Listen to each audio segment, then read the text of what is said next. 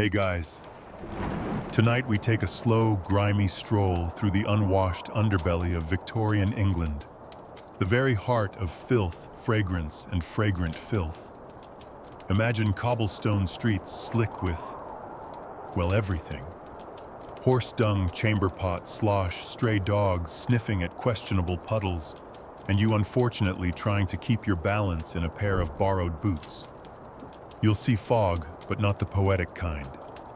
This is thick, brown, lung-clogging air that smells like boiled onions had a fight with a chimney. And no, you probably won't survive this, not without some serious mental scrubbing afterwards. So before you get comfortable, take a moment to like the video and subscribe, but only if you genuinely enjoy what I do here. And hey, post your location and what time it is where you are. I love seeing how far the grime travels. Now dim the lights, maybe turn on a fan for that soft background hum, and let's ease into tonight's journey together. You are in London. The year, let's say 1851, smack in the middle of Queen Victoria's reign.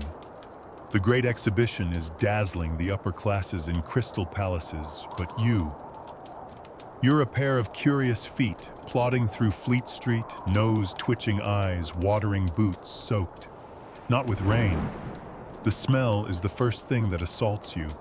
Thick, almost chewy, like rotting cabbage left too long in a boot. You hear someone nearby retch.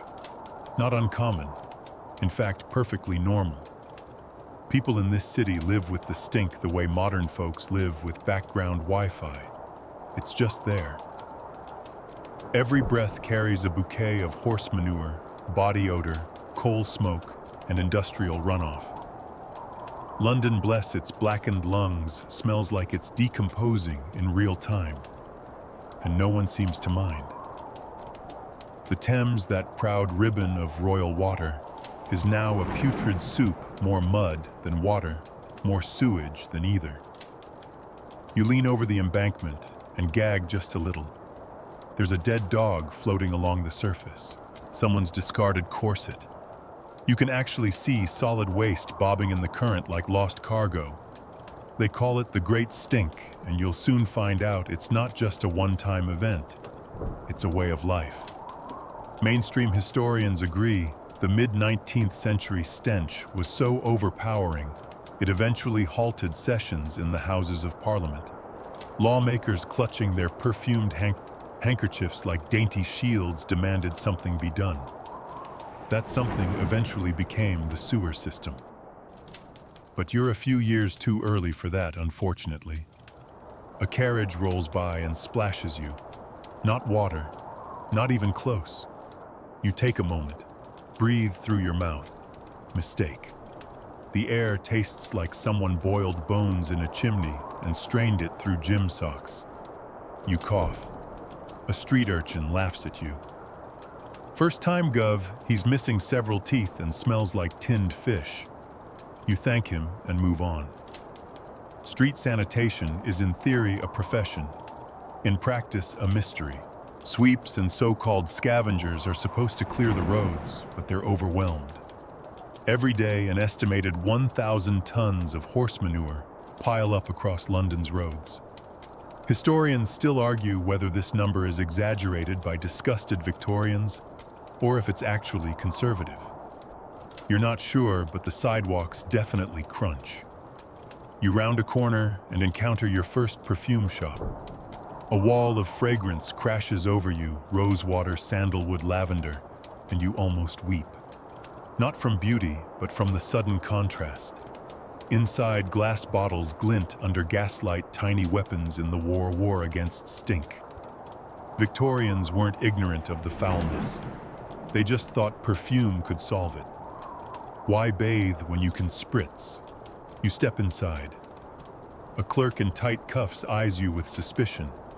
You sniff a vial labeled Essence of Violet and are briefly transported to a place where your lungs don't feel like coal sacks. But you can't linger. Your boots are dripping something. It's starting to pool on their polished floor. Outside again, you pass an alley where someone is dumping a bucket's contents into the gutter. You don't look. You don't want to know. It could be bathwater if they're fancy. It could also be a chamber pot emptied at arm's length from the upstairs window. Yes, that's a thing. And yes, it sometimes lands on someone's head. Urban legend, maybe. But historians still debate whether the phrase garde-à-l'eau, a French-inflected cry meaning watch out below, was actually shouted by residents before they chucked their waste onto the streets. You're not eager to test the theory. Your clothes by now have absorbed the air like a sponge. You start to wonder how anyone managed romance in this environment. A whiff of a stranger's neck must have been enough to end a courtship. Then again, maybe that's why so many Victorians were obsessed with gloves, veils, and layers, not just fashion olfactory armor. You reach a small public square. There's a street preacher standing on a crate Bible open shouting about sin and sulfur. You believe him. There is something infernal about this city's scent. He claims the air itself is diseased, that you're breathing in death. Not exactly wrong. The dominant theory at the time is miasma, the belief that foul smells carry illness. Germ theory, that's still waiting in the wings. You watch a woman pass by holding a handkerchief to her nose, eyes darting nervously at the air itself. It's almost sweet. And then you see it, a city worker laying down quicklime near a sewer grate. The lime fizzes faintly, trying its best to neutralize the worst of the odor, like sprinkling powdered sugar on a corpse. It's a losing battle, but appreciated nonetheless. As you wander deeper into the industrial district, the scent changes. Less manure, more metal, smoke, chemical discharge. You've left the organic stench and entered mechanical hell. Factories belch soot like dragons with a respiratory infection. Coal smoke clings to your tongue. A passing factory girl wipes her face with a soot-blackened handkerchief, leaving a clean stripe across her forehead. She smiles at you, teeth grayish and uneven. "Oh, you're new." You nod, not trusting your voice. She chuckles. "You'll get used to it. Or die. Either way won't take long." The sun is setting now, but the fog only thickens. Not romantic gaslit fog. This is yellow, greasy, and borderline sentient. You can't see more than a few feet ahead. Somewhere nearby, a chimney sweep sings off key. Your eyes water. You find a bench and collapse, feet aching, lungs rebelling.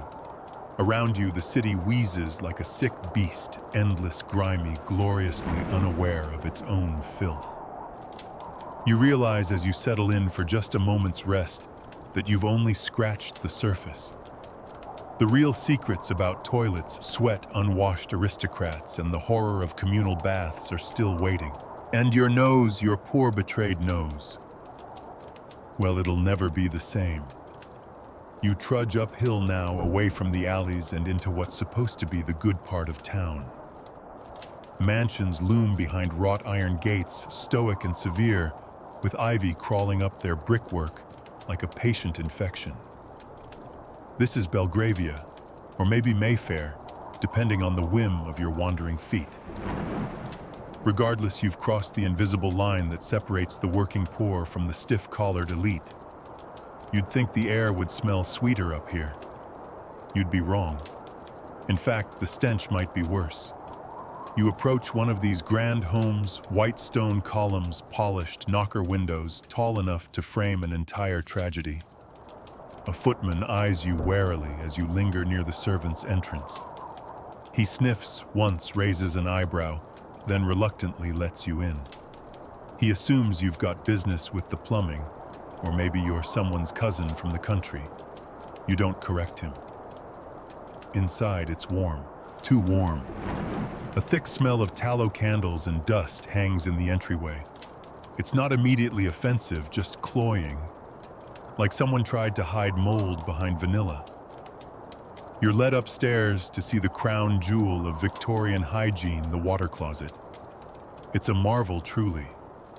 Porcelain bowl chain operated flush, thick mahogany seat. You marvel at it. And then very slowly, you become aware that it smells terrible. Faintly sweet, definitely wrong, like something pretending to be clean. Your guide, a prim housekeeper with a face like pressed linen, taps her knuckles on the doorframe. "This here's modern," she says proudly, piped right into the main waistline. Proper flush. You peer into the bowl. The water is cloudy. There's a suspicious stain on the seat. The chain dangles like a noose. Toilets in these houses are a rare and expensive novelty. Most of the city still makes do with outdoor privies, but the upper crust likes to be fashionable. The problem: plumbing isn't quite ready to keep up. Many of these water closets are connected to traps, early U-bends meant to block sewer gas, but the design is temperamental. If the water level drops too low, the sewer gases come right back up into the house like a ghost you forgot to bury. You ask if it's safe to sit. The housekeeper shrugs. Safer than the privy, less safe than nothing, which is admittedly not comforting. This fancy contraption is likely a Jennings or Briggs model, state-of-the-art for the day. It flushes with a roar that could wake the servants 2 floors down. And yet, despite the elegant fittings, the reality is that most homes of this class still relied on night soil men to remove waste from cesspits. Even the finest pipes couldn't compete with London clay and gravity. You're invited to examine the lavatory basin, a shallow porcelain dish mounted on a marble stand. You look for a faucet. There isn't one, just a jug. You're meant to pour water into the basin, swish it around, and toss it into a nearby slop bucket. Very modern. There's a toothbrush too, or what passes for one. A boar bristle wand with a handle made of ivory. It looks more decorative than functional. The soap beside it is cracked and gray, probably carbolic. You lift it and sniff. It smells like something you should only touch with gloves. You put it back. At this point, you're starting to understand a great Victorian truth: hygiene was a performance. The rich had indoor plumbing, yes. They had perfumed soaps, lace hand towels, scented oils. But they also reused bath water between family members. They rarely washed their underclothes. And the servants who scrubbed the toilets, they weren't allowed to use them. Historians still argue whether these early water closets improved health outcomes or simply masked the problem. One popular theory suggests that because toilets were enclosed indoors and poorly ventilated, they may have actually increased household exposure to pathogens. You don't need convincing. You're already regretting stepping inside. Down the hall, someone coughs. You're ushered away from the toilet and into the master bedroom, where another hygienic marvel awaits: the commode chair. It looks like an armchair, but hides a chamber pot under the seat.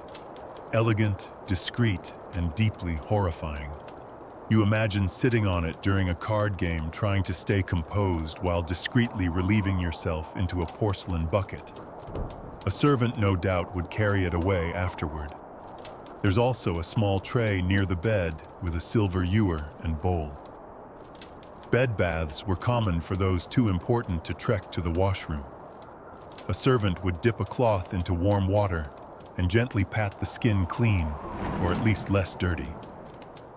In fact, the idea of full-body immersion in water was still met with suspicion.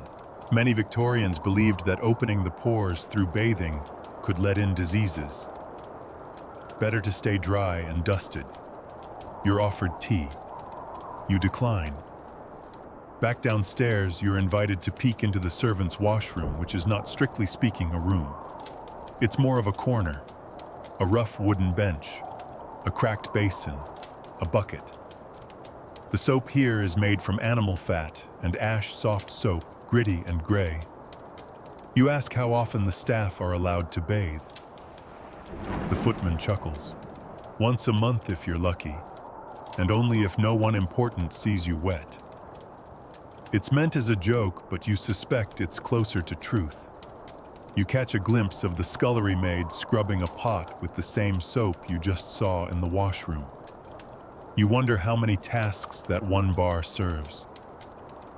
Body dishes, floors, Victorian soap doesn't discriminate. There's a quiet desperation in the air. This home, for all its riches, smells faintly of chamber pot, of damp fabric and trapped gas. The parlors are lovely, sure velvet drapes, tasseled cushions, portraits of stiff ancestors.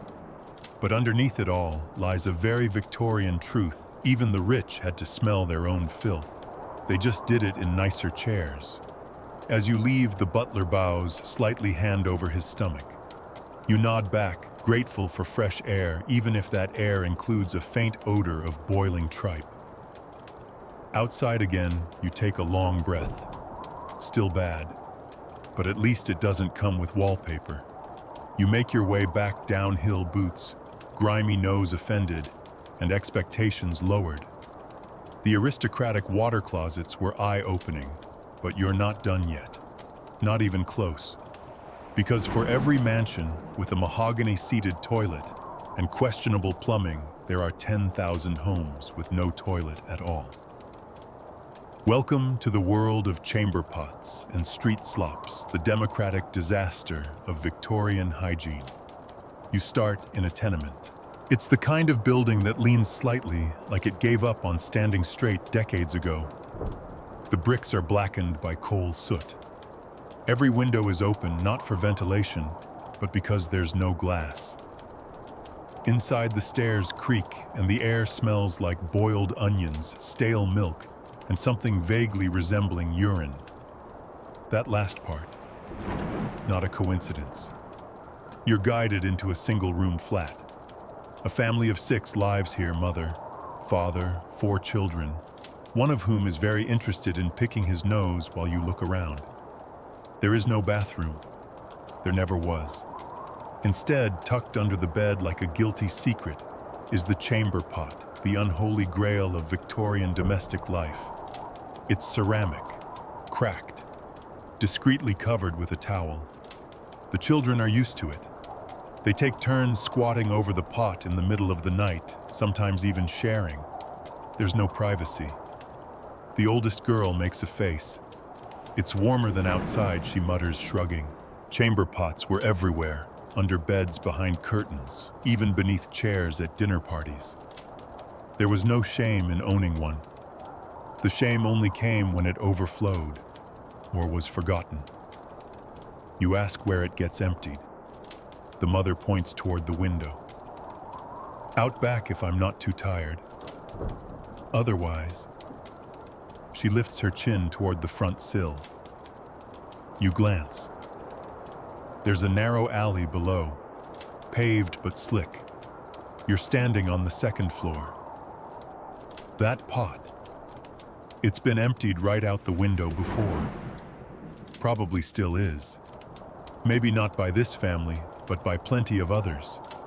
You begin to understand why umbrellas were more than just rain gear in Victorian cities.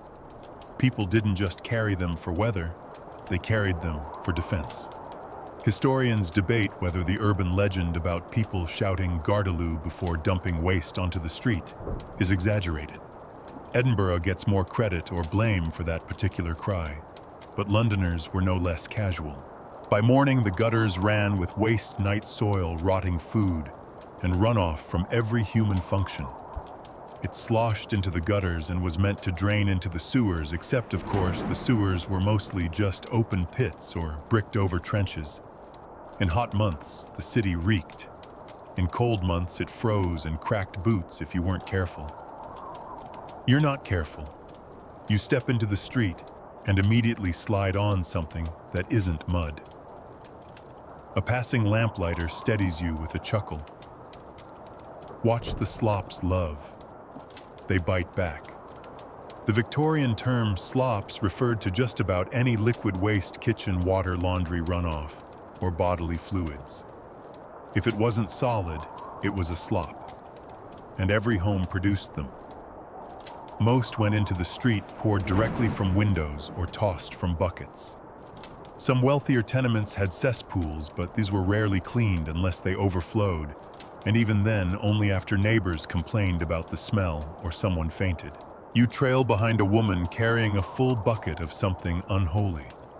She doesn't flinch as it sloshes against her skirt. Her face is blank. You ask if she's heading to the public dump. She snorts.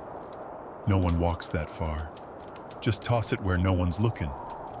And sure enough, she rounds a corner and dumps it in a shallow gutter behind a bakery. The smell is instantaneous, warm, acidic. You step back. Victorian cities had night soil men, professional human waste collectors, who worked at night scooping cesspits and emptying privies. But they only visited certain homes, and only if you could pay. Poor families relied on two things, chamber pots and luck. Luck that they wouldn't step in someone else's mess. Luck that their home wouldn't become so ripe that the landlord complained. Luck that the typhus, cholera, or dysentery wouldn't hit their block this season. You pause beside an open drain, watching something unidentifiable swirl by in the murky water. A dead rat bumps against a bit of cabbage, then, almost delicately, drifts away. It's somehow worse that it floats. Across the street, a child squats behind a barrel. No one stops him. No one even notices. The street is both bathroom and playground. And the smell, well, by now, it's part of you. It clings to your clothes, your hair, your memory. You remember that upscale toilet from earlier. The flush, the scent, the illusion of cleanliness, and you laugh. Because here in the real city, that's all it was, an illusion. Even middle-class homes weren't immune. A standard Victorian townhouse might have a water closet on the main floor, but the servants used earth closets, non-flushing boxes that required ashes or dry soil to suppress the smell. If you were unlucky, your waste ended up in a cesspit, which overflowed during rains and occasionally burst into basements. One infamous case involved a mansion whose cesspit overflowed into the kitchen during a dinner party. The stew, untouched that night. You press on nose burning. The city starts to look different now, less Dickensian charm, more microbial menace. Every puddle could be disease. Every window could be a trap door for liquid horror. And yet people lived, laughed, married, gave birth, died. You pass a grocer hosing off the front of his stall with water from a bucket that smells like it used to be soup. Flies buzz around slabs of meat dangling from hooks. You don't ask about refrigeration. There's a brief moment of beauty. A small girl hops over a puddle, with practiced grace balancing a loaf of bread on her head. Her bare feet land perfectly dry. She winks at you. You learn fast. You believe her. And then someone drops something from above. It lands just inches from your boots. You freeze. Look up. An old man leans out his window and waves an apology. He doesn't shout "Gardaloo." You make a mental note. Victorian sidewalks were not just treacherous, they were active combat zones. As night falls, the smell gets worse. The heat of the day has baked every foul thing into the bricks. Steam rises from the streets, scented with iron and rot. Somewhere nearby, a child is vomiting. Somewhere else, a woman scrubs a step with water she just used for laundry, which was also used for bathing, which was also, well, you get the idea. The sound of hooves echoes against stone. A carriage rumbles by, and the streetlights flicker on, casting everything in a soft yellow haze. For a moment, the grime feels cinematic. Then a rat scurries across your foot, and the moment dies. You realize something profound. Cleanliness wasn't just difficult in the Victorian era. It was a fantasy, a privilege, a carefully maintained lie held up by lace doilies, lavender sachets, and closed windows. And your nose, it's not even trying anymore. It's gone numb. Smart. You wake to the smell of cabbage. Not fresh cabbage. Boiled. Lifeless. The kind of scent that clings to curtains and creeps into your teeth. You're in a boarding house now, a narrow timber-framed place with too many people and too few windows. Someone's banging a pan against a stove. Children are yelling upstairs. The walls are thin enough to hear someone coughing wetly on the floor below. Welcome to the world of the great unwashed. There's no morning routine here. No toothbrushes lined up by a mirror, no scented shampoo waiting beside a porcelain tub. You roll out of a straw mattress and immediately stick to the wool blanket. Your clothes still damp, still questionable. But that's normal. Everyone smells, and honestly, no one cares. Bathing for the average Victorian is not a daily event. It's barely a monthly one. Most working-class people don't own a tub. If they're lucky, there's a tin wash tub in the corner, but that's usually reserved for laundry or emergency foot soaking. Full body washing. That requires effort, time, and water that's not already brown. You peek into the common wash area, if you can even call it that. A cracked basin. A jug of tepid water. One bar of soap that's more hole than bar. A boy is wiping his armpits with a rag that was probably last used on the floor. "Better than nothing," he mutters. You nod, trying not to breathe too deeply. Victorian attitudes toward bathing were complicated. Cleanliness was a virtue, yes, but it was also considered suspicious if you did it too often. Some doctors warned against frequent bathing, claiming it weakened the body or let in bad airs. Others promoted it as moral discipline, but few agreed on the proper frequency. Historians still argue whether the average person bathed once a week, once a month, or simply when the lice got too bold. You make your way to the kitchen, where a group of women are heating a kettle over the fire. They're boiling water not for tea, but for spot washing, what they called a lick and a promise. You take a damp rag dab at your face and immediately feel like you've just been steamed in someone else's breath. One woman raises her eyebrows. "First time washing with shared water." You nod. She grins. "You'll get used to it. Or you'll just stop caring. Same as everyone else." Water, after all, is a luxury. Most homes have it piped into a shared yard tap, or worse, require a walk to the nearest pump, carrying it up 4 flights of stairs for a full bath. Laughable. Not to mention the firewood you'd need to heat it. Even middle-class homes reused bathwater for the whole family, father first, then mother, then the kids, in descending order of importance and ascending order of grime. You can't help but think about what's swirling in that last child's bath. Boiled cabbage and sweat is the prevailing scent of the boarding house. But under it, there's something more personal. Feet. Hair, grease. You try to label it and eventually settle on people broth.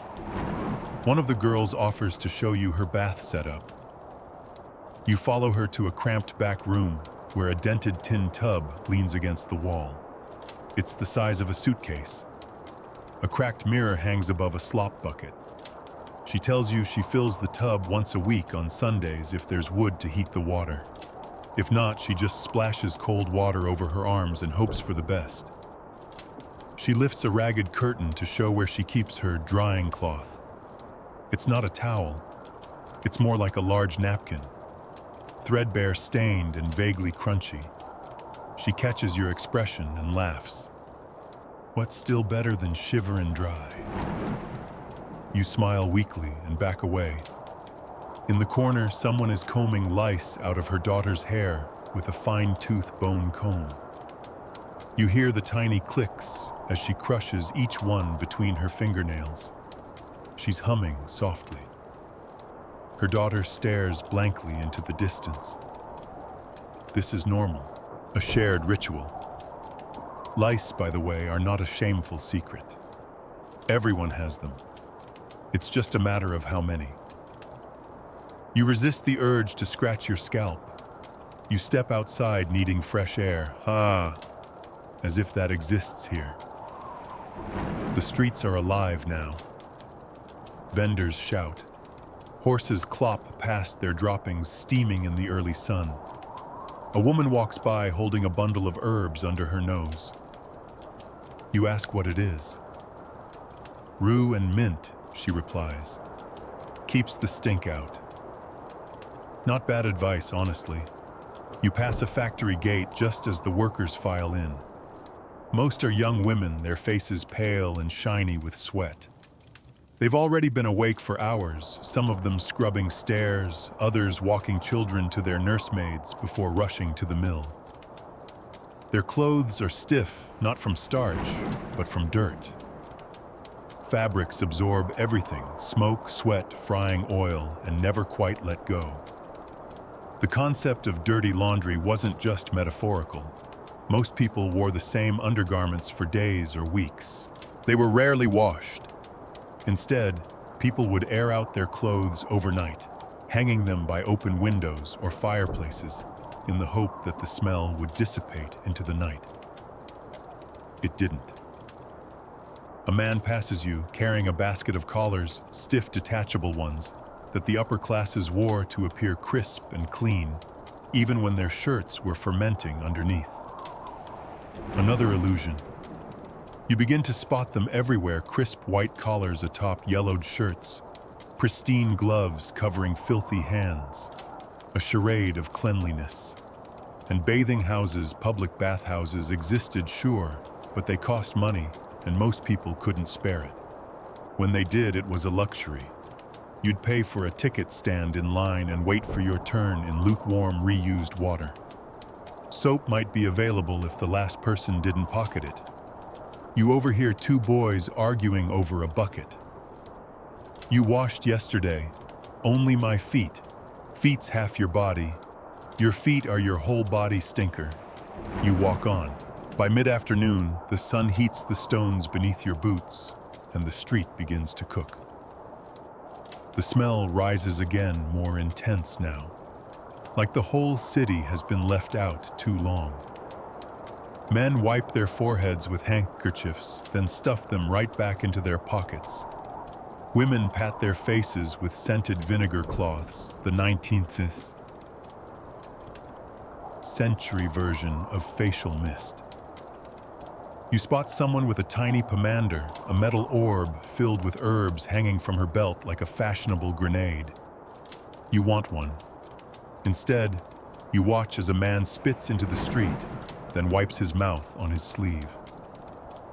Dignity, it's a low priority. You return to the boarding house, stomach churning. Dinner is boiling. The same cabbage you smelled this morning is now twice as limp and 4 times as smelly. The smell has turned almost chemical. You glance at the pot. Wash and water went into that too, someone says casually. You decide not to eat. As night falls, you lean against the window frame, feeling the rough wood dig into your ribs. The city outside is dimly lit by gaslight, the fog settling in like a wool blanket soaked in soup. It softens the edges of the buildings, hides the worst of the muck, and makes the grime almost beautiful. Almost. Your skin itches. Your eyes sting.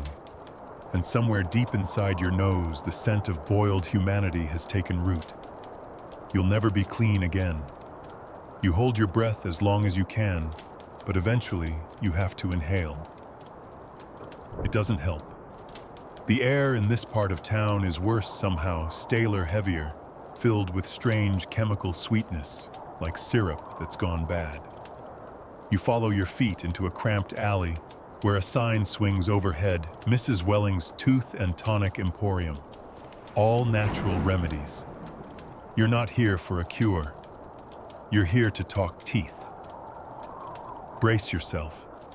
Victorian dental care is where hope goes to die. The Emporium smells like clove oil, hot iron, and old socks. You pass a shelf lined with small glass bottles labeled Tooth Elixir Gum Balm and Enamel Strengthener.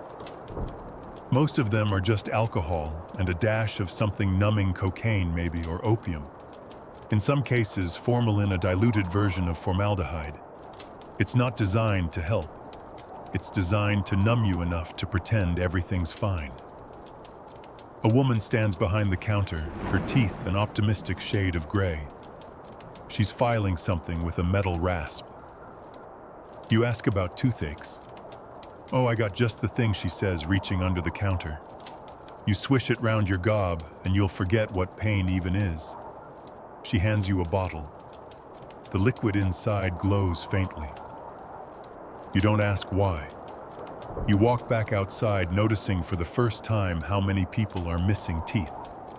Not just the elderly, everyone. Gaps, black stumps, crooked grins, and swollen jaws. In this world, dental hygiene is an afterthought. Toothpaste. Not exactly widespread. Most people used a dry powder made of crushed charcoal brick dust or even powdered oyster shells. If you had money, you might buy a pre-made mixture, something that claimed to whiten and freshen breath.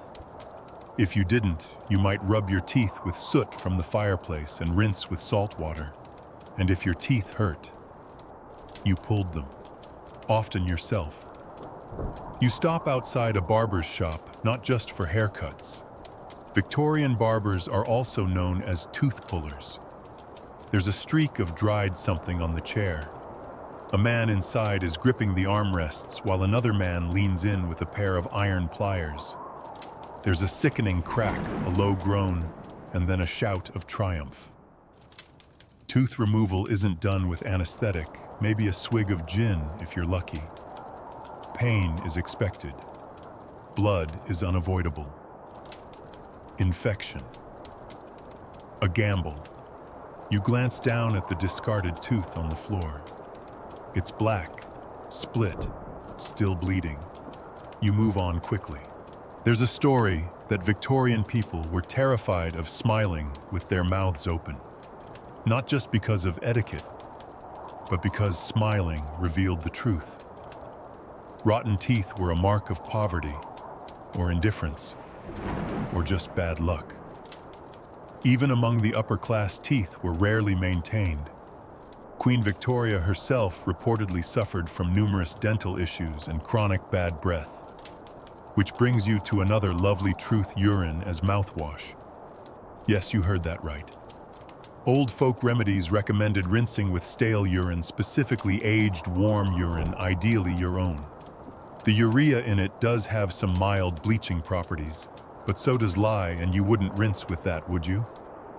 Historians still argue whether this was widespread or more of a fringe curiosity, but there are records of it being used well into the 19th century, often discreetly. You wonder who around you might be smiling with, well, recycled freshness. You try not to think too hard about it. A boy with a gap-toothed grin offers to show you his toothbrush. He pulls it from his coat pocket. It's a worn-down twig with frayed ends, a chew stick. Still used today in some parts of the world, and in Victorian England, it was a low-cost alternative to bristle brushes. He sucks on the stick thoughtfully, then wipes it on his sleeve before offering you a turn. You politely decline. Back near the fish market, you meet a man selling false teeth. He's got a little stand with wooden trays lined with grinning jaws. Some are carved from bone. Some are real teeth salvaged from corpses and arranged into new configurations. These are called Waterloo teeth, a term born from the post-battle grave robbing that supplied an early denture trade. Later versions used porcelain ivory or even vulcanized rubber, which turned out to be flexible, affordable, and unfortunately capable of developing a hideous stench over time. He picks up a pair of mismatched dentures. "These came off a priest," he says with a wink. "Still got the holy bite." You edge away slowly.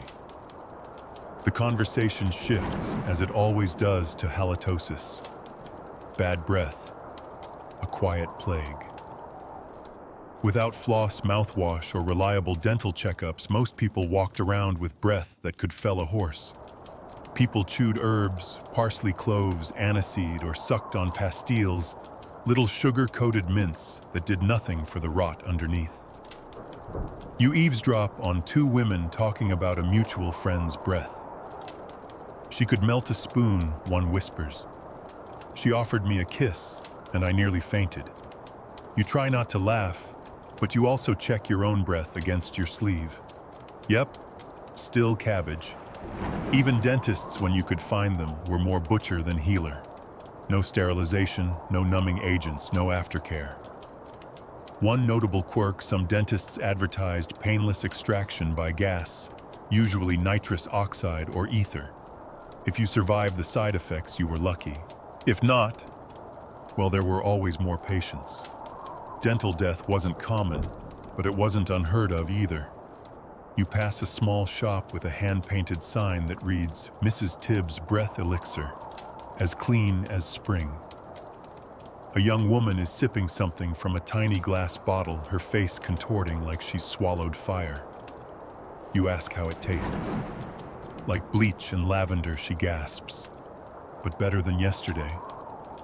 You don't ask what yesterday was. And then, just to tie a nice grimy bow on the whole experience, someone sneezes beside you. It's not the sneeze that bothers you, it's what comes next. He pulls a handkerchief from his coat, blows his nose with thunderous abandon, folds it neatly, and puts it back into his pocket. You begin to realize that every hand you've shaken today has probably touched someone else's mouth, or someone else's mouth detritus. And no one is thinking twice. It's getting late now. The streets are quieting. You pass a woman hurrying home, one hand pressed against her jaw. Toothache. It's written all over her face. She winces with each step, muttering something under her breath. You don't need to hear the words to know they're a prayer that the pain will stop on its own. Because the alternative is pliers. You step into a quiet side alley and close your eyes. The day has left your mouth dry, your nose scarred, and your belief in dental care shaken. But hey, at least you didn't lose a tooth today. Yet. You wake with an itch. Not a metaphor.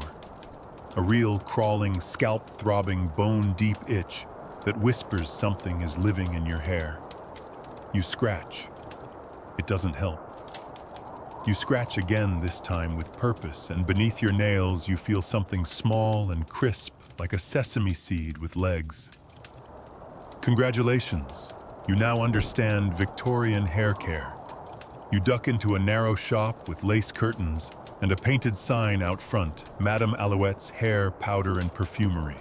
The smell inside is intense, like someone boiled lavender in a coal oven and added a dash of corpse. Women bustle around the room, their hair coiled high with pins and dusted white with powder. One is leaning forward, letting an assistant apply a layer of something from a long-handled puff. You ask what it is. Wheat flour, the assistant says without looking up. Sometimes starch, sometimes ash. You nod slowly. This explains a lot. Victorian hair was rarely washed. In fact, many people considered it unhealthy to do so more than once every few weeks or even once a month. Water was hard to heat, soap was harsh, and washing long hair took hours. Instead, people powdered it. Not to look stylish necessarily, but to soak up grease. And there was a lot of grease. A woman next to you shakes out her hair, revealing thick brown waves stiff with oil. She smiles, revealing 2 remaining teeth. "Pig's lard," she says proudly. "Keeps it shiny. And the lice don't mind it either." You try not to make eye contact with her scalp. Lice like yours are not rare. In fact, they're expected. Everyone has some. The wealthy had wigs to hide the problem. The poor had bonnets. The very poor had short hair and fingernails. You see a girl in the corner with her head on her mother's lap, while the woman picks through her hair, squinting in the candlelight. You hear the occasional click of crushed eggs. The girl doesn't even flinch. There's an entire lice economy in the city. Nitpickers, yes, the term is literal, can be hired for an hour to comb through your scalp and crush the eggs. Some used vinegar-soaked cloths. Others simply used tweezers and gossip. You could also buy lice powder, but the ingredients were suspect mercury arsenic or powdered tobacco. They killed the lice, sure, and maybe the host. Historians still debate whether lice were actually considered dangerous or just an annoyance. Some Victorian physicians warned that lice could transmit disease. Others believed they were simply the mark of the poor and therefore ignored them entirely. Either way, you're definitely not imagining the movement on your neck. You ask about wigs. The shopkeeper, a woman with perfect posture and a strong smell of rosewater, gestures toward a display case. All real hair, she says proudly. Collected from servants or imported from France. You run your fingers over one. It's soft, heavy. Probably cost more than a maid's yearly wage. Wigs were common for the rich, especially older women and men trying to maintain the illusion of health. Gray hair was powdered white. Bald spots were hidden under carefully arranged curls. For the poor, wigs were laughably out of reach. Some used rags twisted tightly to create curls overnight. Others used heated iron tongs, dangerous, smoky, and likely to burn both hair and scalp. You hear someone mention pomade. You follow the voice. A man stands in front of a mirror, slicking his mustache into sharp, upright points. He's using something thick and glossy. You ask what it's made of. Bear fat, he says, with a bit of lanolin. Keeps it upright, see? You nod slowly, noting the glistening tips of his stash, which look sharp enough to qualify as weapons. Pomade recipes varied wildly. Common ingredients included lard, suet, beeswax, lanolin, and the occasional dose of perfume to cover the smell. The result was a hair grease that didn't wash out, didn't dry, and picked up every speck of dust and soot in the city. By day, too, your hair was more chimney than crown. Victorian men also carried mustache spoons, tiny curved utensils that protected their facial hair while drinking soup or tea. Without one, your lunch might end up seasoning your upper lip until dinner. You spot one such gentleman now sipping delicately through his spoon, while another man nearby twists the ends of his beard like he's trying to wring out secrets. Back at the powder station, a girl is getting her hair lightened. You lean in. The mixture is thick and grayish. Smells vaguely like ammonia and crushed fear. What's in it, you ask? She shrugs. Lead? Maybe. Lead-based powders were used to lighten hair, often mixed with vinegar or rainwater. They worked, but slowly, and also permanently. Many women suffered from hair loss, scalp lesions, or worse.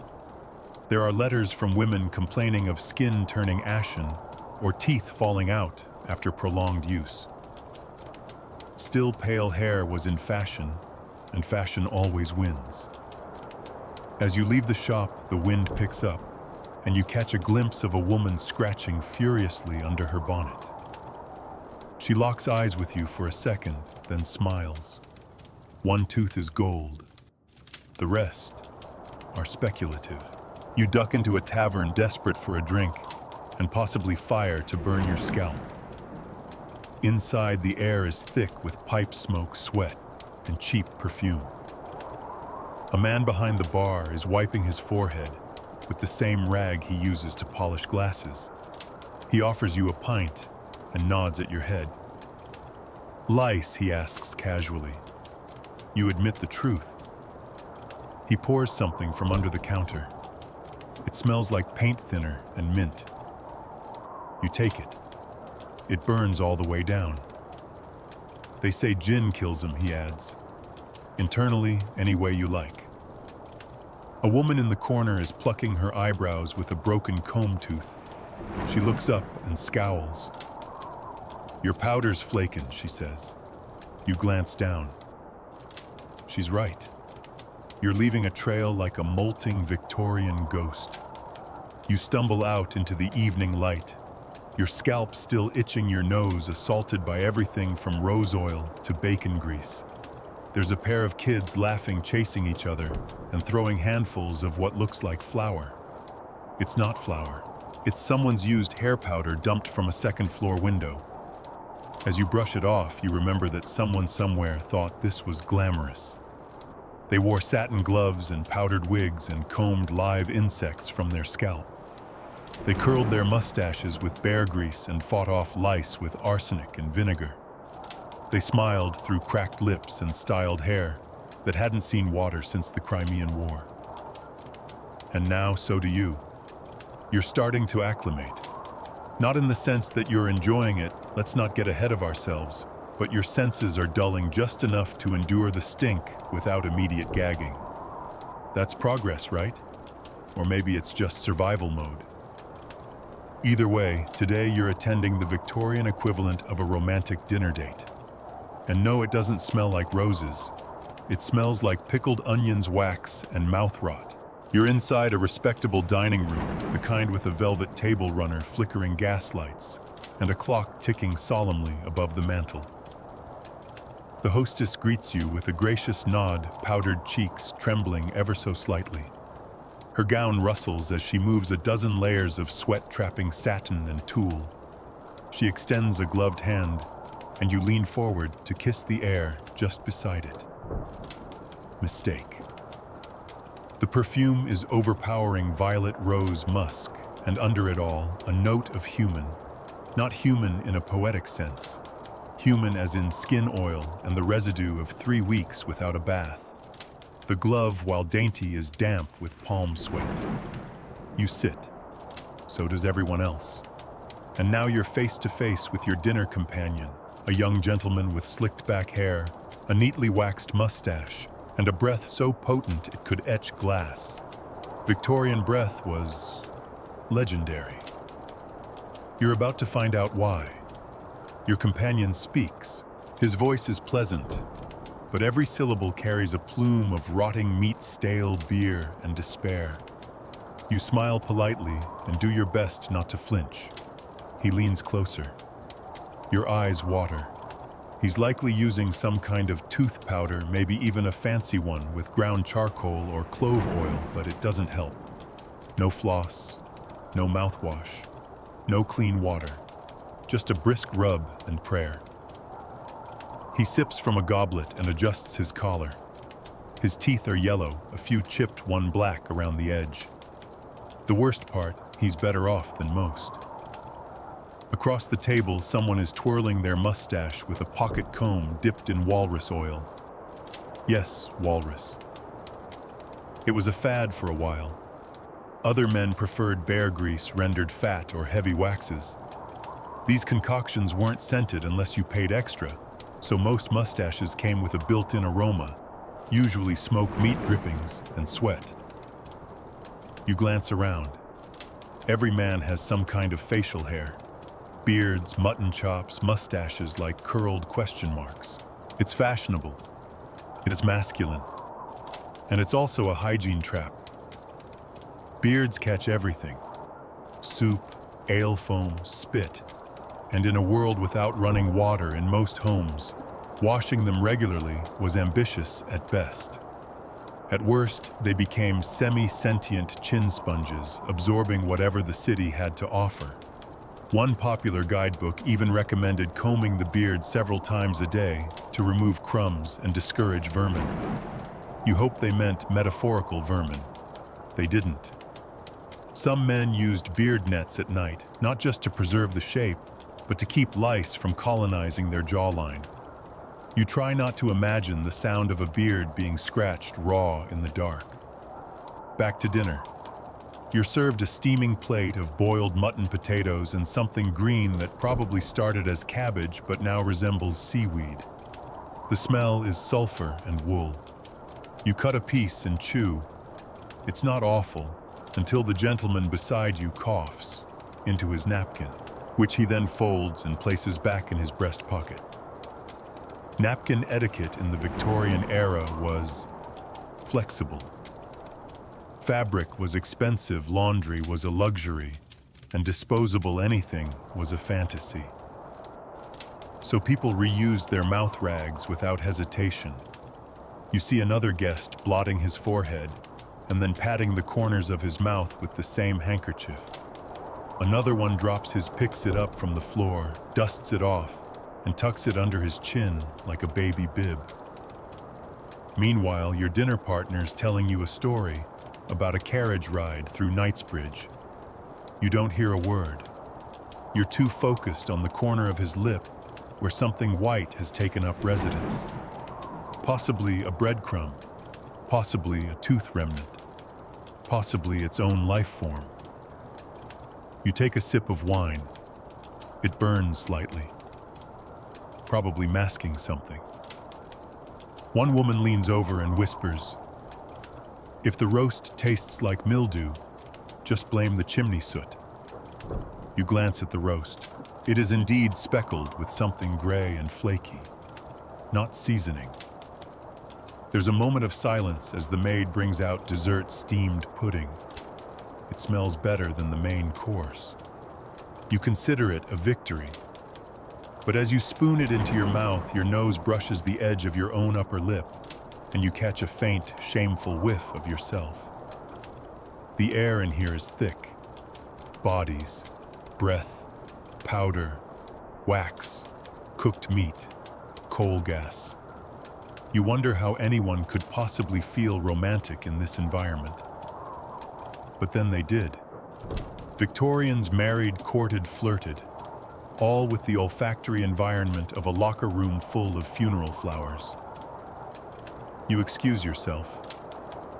In the hallway, a butler leads you to the washroom, a lavish affair with marble counters and a tiny brass bowl filled with rose-scented water. You dip your fingers in and try to refresh yourself. It doesn't help. The rose competes with your own skin like two perfumes fighting in a boxing ring. You dab your face dry with a monogrammed towel and realize it's already been used by many. You count the stains. You stop counting. Back at the table, people are laughing now. The food has dulled their senses. Someone opens a window and gaslight flickers. The breeze that enters is smoky but welcome. A woman adjusts her corset, and you catch a flicker of body odor, stale milk, and lavender gone sour. Deodorant. Not yet invented. Some people used alum blocks or vinegar rinses. Others simply applied more perfume.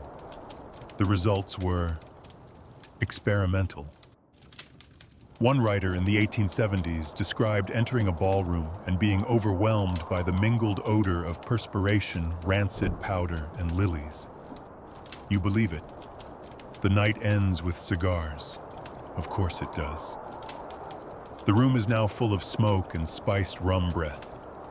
A man lights his cigar with a spill, puffs twice, and then removes it. His mustache singed slightly at the ends. He laughs. No one comments. His waxed whiskers now smell like burnt hair and cloves. You step outside. The air, still thick with coal smoke and damp fog, feels almost refreshing. Almost. As you walk back toward your lodging, you reflect on what Victorian romance must have required. Strong stomachs, weak noses, forgiving hearts. People wooed one another while smelling like beef broth and coal tar. They kissed through mustache wax and rotting molars. They held hands with fingers still sticky from lamb fat. And somehow, they still found each other beautiful. You reach up and scratch your mustache. You don't have one. Yet. You're standing in a long line holding a small coin in your palm and trying not to look too eager. The man in front of you has one boot and a shirt so stiff with filth it could probably stand on its own. Behind you, a child is chewing on the end of her braid and coughing wetly into her collar. But no one complains. This line isn't for food. It's for something much rarer, a turn in the public bathhouse. When your turn finally comes, you hand over your coin to a woman with a ledger and a grimace who doesn't so much look at you as look through you.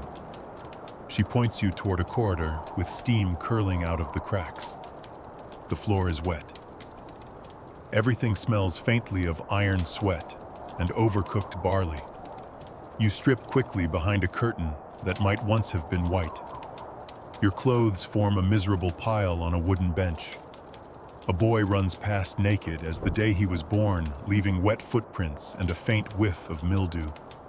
You step cautiously into the bathing chamber. It's something. The tub is enormous, made of stained tin or copper, with enough water to suggest the promise of a bath, but not the guarantee of hygiene. You lower yourself in trying not to think about who just bathed before you or what they left behind. The water is warm, vaguely cloudy, and you're not sure, but something just brushed your leg. You lie back anyway, because for all its flaws, this is luxury. Public bathhouses were one of Victorian England's better ideas, born of social reform and urban desperation. By mid-century, thousands of city dwellers had no indoor plumbing, no privacy, and no way to wash other than by cloth and bucket. In 1846, the Public Baths and Washhouses Act was passed, encouraging local authorities to build places like this one. A mainstream fact: the first public bathhouse in Britain opened in Liverpool in 1842. It was a civic miracle. But while the idea caught on, execution varied wildly. Some bathhouses were beautiful tiled walls, ironwork details, rows of private cubicles with clean towels and separate taps for hot and cold. Others looked a lot like the place you're in now, functional, yes, but about as sanitary as a mop bucket with ambition. You glance at the soap provided. It's gritty beige and about the size of a melted candle stub. It smells like nothing, which is probably for the best. The man across the room is scrubbing his back with what looks like a horse brush. You make eye contact. He grins. You look away. Let's talk about shared bathing. Victorian bathhouses were gender segregated but rarely private. You often bathed in groups with flimsy partitions or none at all. Men and boys shared one hall, women and girls another. Privacy was a sliding scale, from curtains to wooden dividers to stand in the corner and face the wall. It was a naked, steamy democracy of grime. And disease, oh, it had a field day. Historians still argue whether public baths helped or hurt public health in the short term. On one hand, they removed weeks of sweat, soot, and bacteria from people who desperately needed it. On the other hand, they were often cleaned once a day, maybe. That meant dozens of bodies soaking in the same lukewarm stew, passing around lice, fungal infections, and skin diseases like party favors. You wash your arms and feel better almost immediately. It's not clean exactly, but it's less dirty. And sometimes that's enough. A woman at the far end of the tub sneezes violently into the water. No one reacts. You close your mouth just a little tighter. You overhear someone bragging about his last bath. Proper one with salt and mint oil, he says. Lady had a copper kettle full of clean water, poured it right over my head like a waterfall. Did she kiss you after someone else asks? Course not. Said I smelled like a butcher's apron. Laughter echoes off the tile. You're handed a small square of drying cloth, barely big enough to qualify as a hand towel, and told your time is almost up. You try to dry yourself, which only results in moving moisture from one part of your body to another. The towel smells like previous users. You redress quickly. Your shirt now feels worse, clean skin sliding against grimy fabric. It's a strange sensation, like wearing wet cardboard over soap. You scratch your neck, unsure whether the itch is returning lice or just psychological trauma. You walk through the washhouse's laundry area, next an industrial chamber of clanging buckets, steam, and women beating clothes against ribbed metal slabs. This is where the city's dirtiest linens come to be not quite clean. Water sloshes across the floor. A girl dumps a bucket, and you catch a whiff of sour milk, coal soap, and desperation. One woman is boiling sheets in a cauldron the size of a barrel.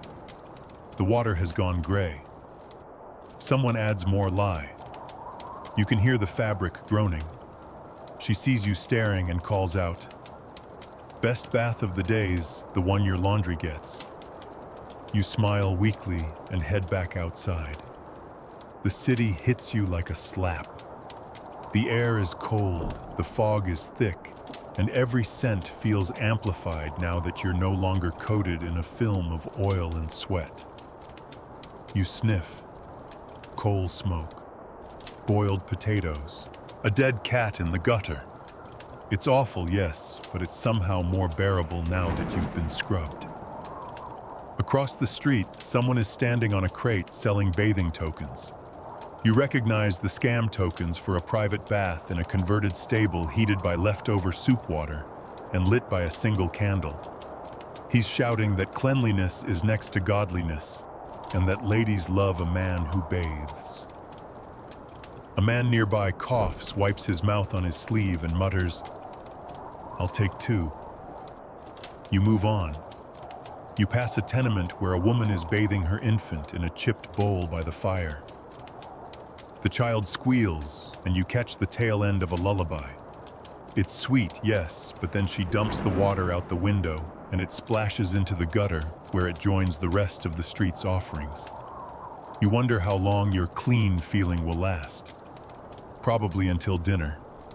One last note, not everyone approved of these bathhouses. Some moralists feared that public bathing would lead to temptation. Others claimed that the poor would misuse the facilities, either by lingering too long, sneaking in unwashed clothes, or trying to sleep in the cubicles. A few even said that being naked near strangers was inherently corrupting. Victorian logic, it's adorable. But for all the criticism, the bathhouses endured. Because they worked mostly. They gave people access to a kind of dignity they couldn't otherwise afford.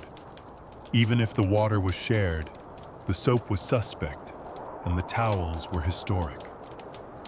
You reach your lodging as dusk settles in. The air is thick, and your scalp is already beginning to itch again. Still, you breathe deeply and smile. At least for now, you're cleaner than everyone else. And in Victorian England, that's the closest thing to a miracle. You're laced in, pulled tight, bound like a sausage in a skin of stiff cotton whalebone and mild regret. You can't quite bend, can't quite sit, and breathing is more of a suggestion than a guarantee. Welcome to the fashion prison of the Victorian era, where corsets, crinolines, and crust aren't just style choices. They're your daily reality. A maid tugs at the laces again. Harder. Almost there, she chirps, though your ribs beg to differ. You stare at yourself in the mirror. Your waist is an hourglass if the hourglass were built by someone who hated lungs. Your shoulders slump slightly, your arms look oddly long, and your skin beneath the corset is already beginning to itch. Not because it's too tight, though it is, but because it hasn't been properly washed in. Well, you stopped counting 3 days ago. You're wearing 3 layers underneath the chemise drawers and a corset cover, and none of them have seen soap recently. The result is a hot, sweaty, slowly marinating body burrito. But you look fabulous. That's the goal. Victorian fashion was about appearance first, circulation second. The corset worn daily by nearly every respectable woman wasn't just for shape. It was armor. It signaled class, discipline, femininity. And it trapped sweat like a sponge. A mainstream historical fact, the tight lacing trend peaked in the mid-19th century, with some women achieving waists of 18 inches or less. Medical experts wrote essays about crushed organs, displaced livers, and shallow breathing. But the fashion persisted. Because to be elegant was to be small, and to be small, you had to be squeezed. You step into your crinoline, the vast metal-hooped cage that will give your skirts that perfect bell shape. It feels like wearing a birdcage upside down. You sway slightly. The weight is enormous, and navigating through doors becomes a tactical maneuver. And then finally, layers of skirts, wool, silk, petticoats, and a bodice so tightly fitted you suspect it was designed by a tailor with unresolved grudges. You're dressed. You're magnificent. You're a biohazard. Every layer traps heat. Every stitch holds sweat. You haven't bathed in a week, and this gown has been worn 3 times already. The armpits are stiff with salt. You dab a little rose water behind your ears, but it only masks the scent in the same way a curtain masks a broken window. You meet another woman in the parlor. She fans herself, gently powdered face, serene. You compliment her dress. She smiles. Thank you. I believe a cat died in the hem. You blink. She's only half joking. These enormous skirts collected everything: dust, soot, fleas, sometimes small animals if you weren't careful. You've already swept an entire slice of street slop into the foyer. Somewhere under your hem, a mystery awaits. The crinoline itself is its own risk. There are documented cases of women catching fire when their wide skirts brushed too close to the hearth. The metal would heat, the fabric would ignite, and the poor soul trapped inside would have no hope of escape. Historians still argue whether these fashion-related fatalities were exaggerated by moralists or actually common. Either way, you begin eyeing the fireplace with suspicion. Men, of course, were not immune to impractical fashion. You meet a gentleman in full formal wear, waistcoat collar, starched to knife-like stiffness, coat tailored so tightly he can't raise his arms above the elbow. He looks dashing. He's also sweating bullets. You ask how he's handling the heat. Drowning, he replies, but elegantly. The real horror, though, is undergarment maintenance. You can't wash your corset, not really. The fabric warps, the stays rust. So instead, women wore them until they disintegrated. Sweat stains, deal with it. Mildew smell, air it out. Mold, that's just character. Some women sprinkled rice powder or chalk between layers to absorb the worst of the moisture. Others stitched sachets of lavender into the seams. A few dared to apply alum or crushed orris root directly to the skin.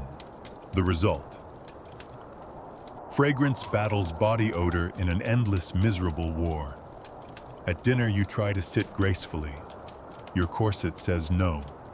You perch instead, spine straight as a steel rod, and nibble at a potato. Bending would mean fainting. And fainting would mean someone trying to loosen your laces, which would be embarrassing. So you don't eat much, which is fine. You weren't hungry anyway. Your abdomen has been flattened to the width of a bread roll. Afterward, you attempt to escape to the drawing room. You misjudge the door frame. Your crinoline catches. You're stuck flapping gently like a sailboat caught on a dock. The maid comes to free you, stifling a grin. You ask how long it took her to master walking in these cages. She shrugs. Only tripped over the dog once last week. Progress. Later, you sneak away and attempt to loosen your corset strings. It takes 15 minutes and several philosophical crises. When you finally manage to breathe deeply, the relief is indescribable. You feel like a hot air balloon inflating inside a shoebox. You lift your chemise. There are red welts along your waist and back. Not bruises, not quite, but close. A rash is forming just below your ribs. You smell your underarms and immediately regret it. The combination of sweat, wool, and rose water is aggressive. You splash a little vinegar water under each arm. Not for hygiene, for survival. You hear 2 women nearby discussing whether it's proper to bathe more than once a fortnight. One should not disturb the skin's natural defenses, one insists. I find sweat keeps me warm, the other replies. You leave them to it. Even sleep offers no escape. You attempt to lie down in your underclothes corset removed, but everything else still damp and stiff. Your chemise sticks to your chest. You can feel the salt crusting in the seams. You shift positions. It doesn't help. Victorian bedding doesn't breathe. Neither does your skin. The lice return. You scratch gently. One eye twitches. Eventually you drift off. And in the morning you will rise. You will powder your face. Layer on those dresses. Cinch your ribs. Fan yourself through another day of sweltering elegance. Because in Victorian England, to be fashionable is to suffer. And you're very fashionable. It's laundry day. Or more accurately, the laundry event, an ordeal so physically punishing and spiritually draining that entire weeks are planned around it. You don't wake up with a song in your heart. You wake up with a sinking feeling in your gut and the smell of damp wool already clinging to the air like bad news. Today you're visiting a Victorian washhouse, the battlefield, where clothes and linens fight for cleanliness and usually lose. You arrive early just as the first buckets of water are being hauled in. The room is already humid, the windows fogged over. Every surface glistens. It's a soup of steam, sweat, coal, soot, and wet cotton. A woman next to you is rolling up her sleeves with the grim determination of a soldier about to go over the top. "Mind your knuckles," she mutters. "And if it bites, don't let it win." She's referring to the scrubbing board. You eye the massive wooden wash tubs lined up like troughs, each filled with water that's either scalding hot or bone-chillingly cold. There's no in-between. Temperature control is a luxury no one here can afford. You're handed a bar of brown soap that smells like smoked bacon and disappointment. It's slippery and slightly gritty. Lye-based, of course. It burns just a little. You plunge your hands in and start scrubbing. Within minutes, your fingers are red, your nails have collected grime you don't recognize, and your wrists ache. The board is merciless corrugated metal that chews through fabric and flesh alike. Your knuckles bleed. "Means it's working," someone says cheerfully. Victorian laundry isn't just about dirt. It's about everything your body has been doing for the last week or two. Sweat, grease, fleas, soup spills, and other less polite accidents. Underclothes are the worst. They come out of the laundry pile stiff and beige, smelling like secrets and shame. You glance at a chemise that used to be white. Used to be. Some women pre-soak their linens in lye water or ash water, both mildly caustic and incredibly harsh on fabrics. Others boil their clothes in copper pots for hours, turning the room into a makeshift sauna of despair. The steam is relentless. Your hair sticks to your forehead. You can taste the soap in your mouth. A mainstream historical fact, laundry was usually done once every 1 or 2 weeks for most working-class families. Why? Because it took an entire day or several and required strength, space, and gallons of water. In rural areas, laundry day meant hauling water from a well, heating it over fires, and hanging garments on thorny hedges to dry. In the city, you used shared yards, public washhouses, or the cramped back corner of your own room. You watch a woman wringing out a petticoat. Her hands are raw, her arms trembling from effort. She smiles anyway. "Better this than church," she jokes. The drying process is no kinder. There are lines strung everywhere across rafters, out windows, over chairs. A shirt hung to dry, it becomes stiff as parchment. A pair of drawers left too close to the fire singes at the edge. You try to shake out a petticoat and accidentally slap yourself in the face with a wet corner.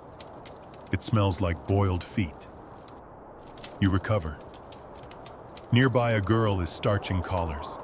She dips them in a mixture of boiled rice water, then presses them flat with a cast iron that's been heating on the stove. The iron is solid, heavy, and unforgiving. If it's too hot, it scorches. If it's too cold, it smears. She's 12 and already better at this than you'll ever be. She looks up. Want me to do your cuffs? You hand them over without hesitation. Some women earn extra income as washerwomen taking in laundry from wealthier households. But it's brutal work. The pay is meager, the labor never-ending. And the worst part? You don't get to do your own laundry until everyone else's is finished. You see one woman working on a pile of men's shirts with perfectly ironed pleats. Her own blouse is falling apart at the seams. You make the mistake of sniffing your armpit. Instant regret. But it's not just clothing you're washing. It's bedding. Pillowcases that smell like damp scalp. Sheets stiff with sweat and soot. Underskirts with mystery stains. Everything is heavy. And water doesn't make things lighter. It makes them impossible. By midday, your arms feel like sausages filled with concrete. Your fingers are pruned. Your back is a question mark. And you haven't even started the rinse yet. You stagger to the second tub filled with slightly cleaner water. The rinse is less about removing soap and more about pretending the clothes are now clean.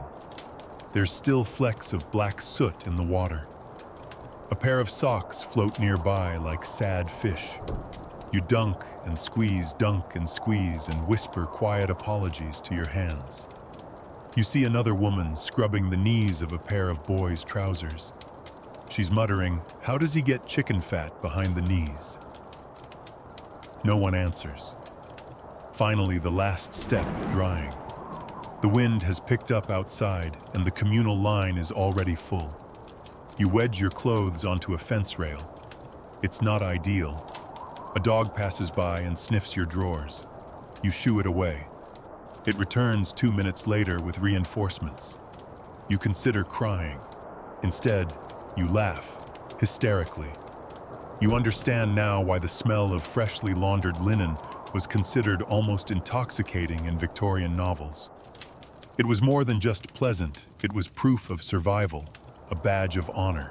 You scrubbed until your skin broke, scalded your arms, and stared into the abyss of a boiling washpot.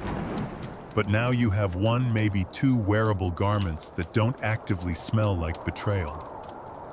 By late afternoon, the wash house has thinned out. You sit on an overturned bucket, exhausted, skin-damp lips cracked. A woman offers you a cup of lukewarm barley tea. You take it. It tastes like dirty socks. But it's warm. She eyes your laundry pile. You did all right for a first-timer. You smile weakly. I bled on 3 things, you say. Only 3, not bad. You walk home carrying a damp armful of shirts and hope. You pass a chimney sweep coughing into a handkerchief and a butcher rinsing his hands in a street trough. The city continues its grim dance of grime and industry, but your cuffs clean. And in Victorian London, that's about as close to glory as it gets. You're not sure what's worse, wearing them or knowing where they've been.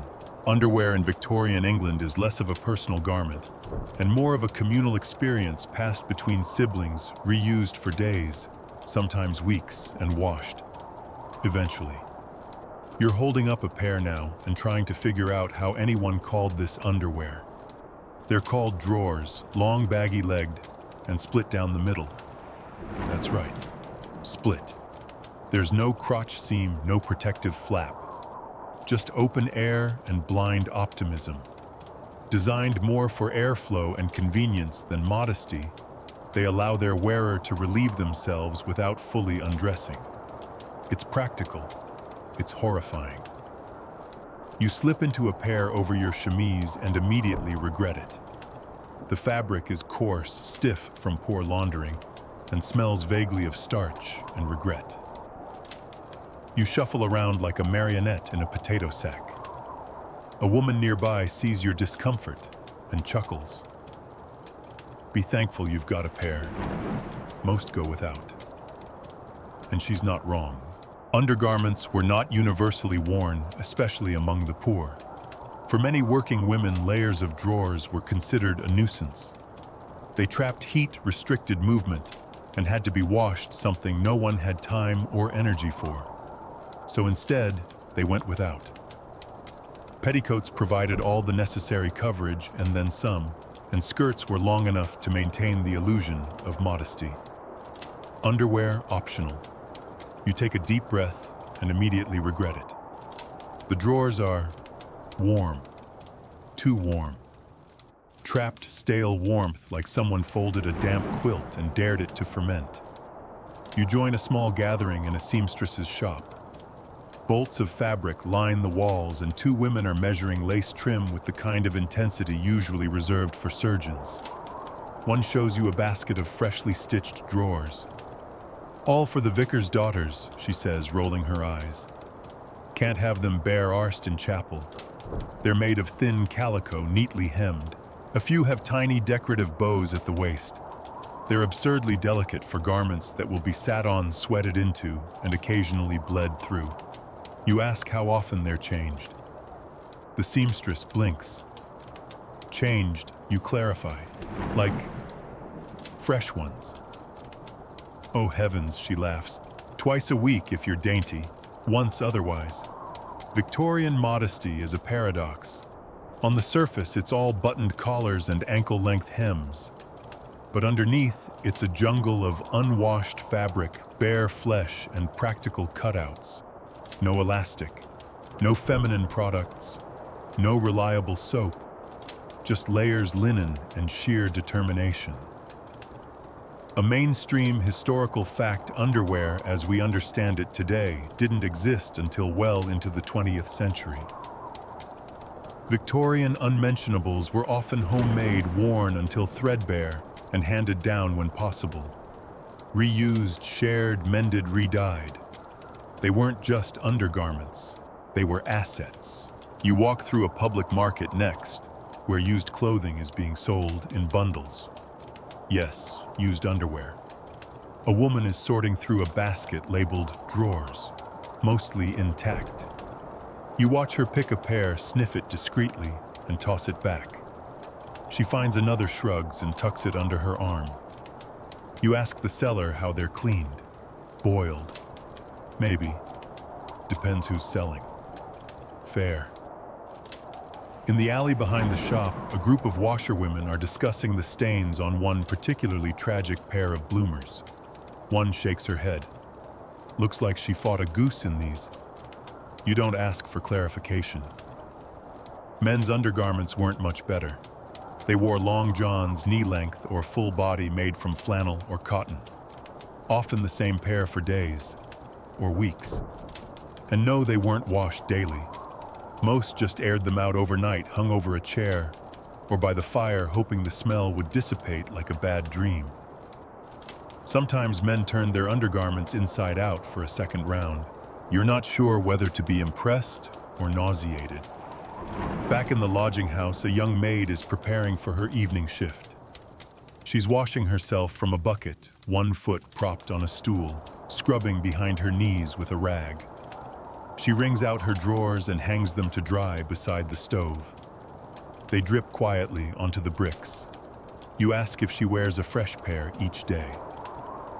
"Fresh for Sundays," she replies. "And funerals." You nod. Seems reasonable. You pass a pile of folded linens on the hearth and spot a set of men's drawers that have clearly been mended, patched, restitched, reinforced at the rear.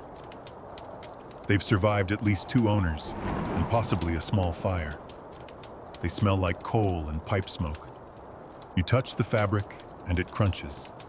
And then there's the subject of undergarments for women during menstruation, a topic you're just beginning to understand and dread, but we'll get to that soon enough. For now, you're marveling at the sheer number of things people wore that were never truly clean. You walk through the servants' corridor of a large townhouse and notice something hanging above the stove, a row of drawers suspended on a clothesline, drying gently in the ambient warmth. They vary in size, color, and dignity. Some are ruffled. Some are so thin they might disintegrate in a strong wind. One pair has been turned inside out, and labeled with initials in fading ink. These aren't secrets. These are utilities. And in the drawing room above the lady of the house is entertaining guests dressed in silk and lace, sipping tea with fingers daintily curled, and under that elegance, possibly no drawers at all. Historians still argue whether most upper-class women wore undergarments during formal events. Some sources suggest drawers were left off to preserve silhouette and ease bathroom visits beneath massive skirts. Others claim going without was considered improper. The truth is likely somewhere in between. You exit the house, your own drawers sticking to your thighs in ways that make you question your life choices. They bunch, they chafe, they itch, they trap everything. You glance longingly at a passing child wearing nothing at all. Barefoot, bare-bottomed, and free. You envy her. Back in your room, you peel off your drawers with the caution of someone disarming a busman. You hang them on a hook by the window and watch them sway in the breeze like a battle flag. You lie back on your straw mattress, legs apart, cooling, recovering. Tomorrow, you'll put them back on. Because what else are you going to do? It's Victorian London, and there's no such thing as clean underwear.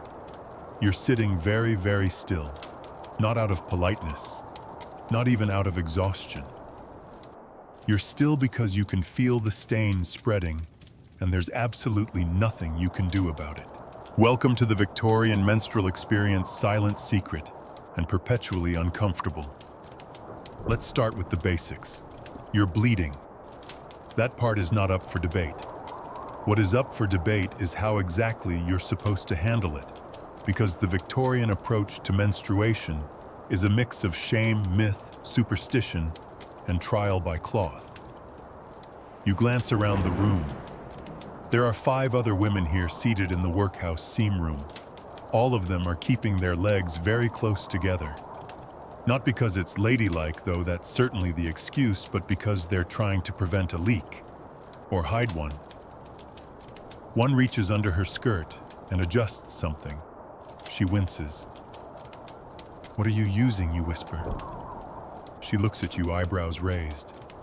She leans in. "Rabbit fur." You blink. She shrugs. "Soft. Doesn't slide. And I can wash it after." You nod slowly, because what else are you going to do? The truth is, there's no such thing as a sanitary pad, not yet. Not in the mass-produced, adhesive-backed, sterile way we know them today. Victorian women had to improvise. The most common method, rags. Soft cloths folded and pinned or tied in place with homemade belts, then washed and reused until they frayed or disappeared entirely.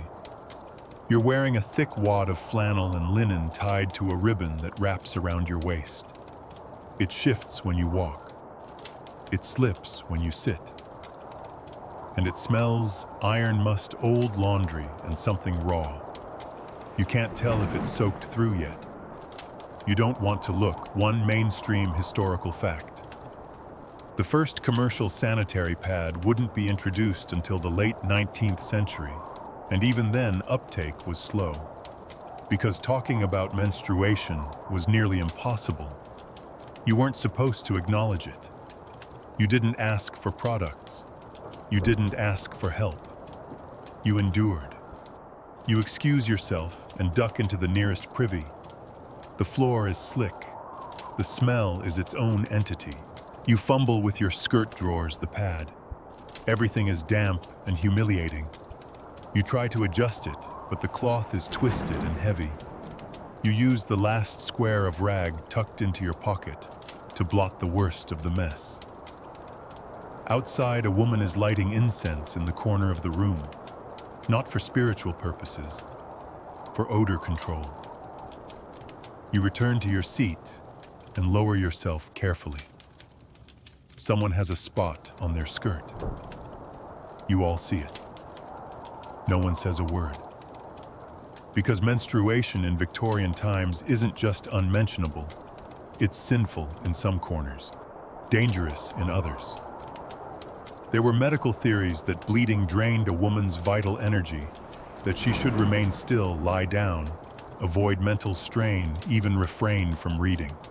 Because reading, they said, could worsen hysteria. You read anyway. You're bleeding, not fragile. But that doesn't stop the judgment. Even among women, there's a veil of silence. You overhear two ladies on the tram whispering, "Poor thing, she had a fainting spell." Well, she was probably in her time. Then she shouldn't have come out, should she? You clench your jaw. Later, in a chemist's shop, you notice a small, unmarked package on the shelf behind the counter. You ask what it is. The chemist leans in, whispers, "Ladies' cloths." You raise your eyebrows. "You mean pads?" He blushes so hard you can almost hear it. "I don't say that." You buy the package anyway. Inside are folded cotton rectangles, unbleached coarse. Better than rags. Barely. Back in your lodging, you meet a woman who's boiling a bundle of cloth in a pot. She lifts the lid and stirs gently. "Don't worry," she says. "It's not food." Thank God. She's sterilizing her menstrual rags. Boiling was common if you had access to water and fire. If not, you rinsed them, dried them discreetly on a line indoors and prayed no one noticed, or smelled them, or accused you of being unclean. Some poorer women couldn't afford cloth at all. They used moss, hay, newspaper, feathers, wool, whatever absorbed. A girl in the next room confesses she once used coal dust wrapped in cheesecloth. You don't ask how that ended. You make the mistake of sneezing. Suddenly your pad feels wrong, wet, off-center. You excuse yourself again, trying to cross the room without looking like you're hiding a disaster under your skirt. You check. You were right. Disaster confirmed. You clean up the best you can, adjusting the cloth with hands that shake slightly. You're not alone in this, of course. Somewhere nearby, someone else is blotting blood from a chair, stuffing a rag under her chemise, or waiting for the pain to subside enough to stand. Pain, by the way, is normal. You're expected to suffer in silence. No painkillers unless you count laudanum, which, yes, some women took for menstrual cramps, but it was addictive and frowned upon unless prescribed. More often, you'd get tea, warm cloths, a pat on the hand, and a reminder that this is just part of womanhood. You walk through a dressmaker's shop and catch sight of brown stains on a pile of returned skirts. The seamstress is scrubbing them furiously. "No one wears red anymore," she mutters. "Shows every damn spot." You nod sympathetically and keep moving. It's evening now. You're lying on your side knees, tucked a folded cloth between your legs that feels like it's plotting against you. Your body aches. Your skin is clammy. You've bled through once already. You will again. And in the morning, you'll rinse the cloth in cold water, boil it over the stove, wring it out with raw hands, and hope it holds up for another cycle. Because that's the deal. No painkillers, no hygiene products, no garbage bin, no sympathy. Just you, your blood, and a piece of cloth trying its best. You finally drift off, thinking about the drawer where you hide your clean rags, the little secret pouch of vinegar you dab on them to fight the smell, and the extra chemise you keep folded in case of emergency. And for a moment, you feel solidarity. Because across the city, thousands of women are doing the same thing, quietly, invisibly, bleeding and surviving. And no one dares mention it. The floor is cold. Your socks are damp. And your feet stopped being your friends about a week ago. You peel off your stockings slowly, carefully, trying not to drag too much skin with them. Your toes emerge like reluctant prisoners, swollen, red, misshapen. There's a tender blister on your heel and something that might be a fungus creeping between your smallest toes. You stare at it in horror. Welcome to Victorian foot hygiene, where stockings rot, boots squeeze, and a fungal infection is just part of the outfit. The stockings, first of all, are wool, scratchy, thick, and unforgiving. They were once gray. They're now a sort of taupe-ish brown, like damp bread left behind a stove. There's a hole in the toe, a big one, and you've been pretending not to feel it for 3 days. The stocking slides off with an audible squelch. This is your 4th day in the same pair. Still better than bare, says a woman next to you, already peeling her own pair off like a snakeskin. Only got 2 and 1's missing a foot. She holds up the offending garment. She's right, it's now a very sad tube sock. Stockings were expensive, even the cheap ones. Most working-class Victorians owned 1 or 2 pairs max.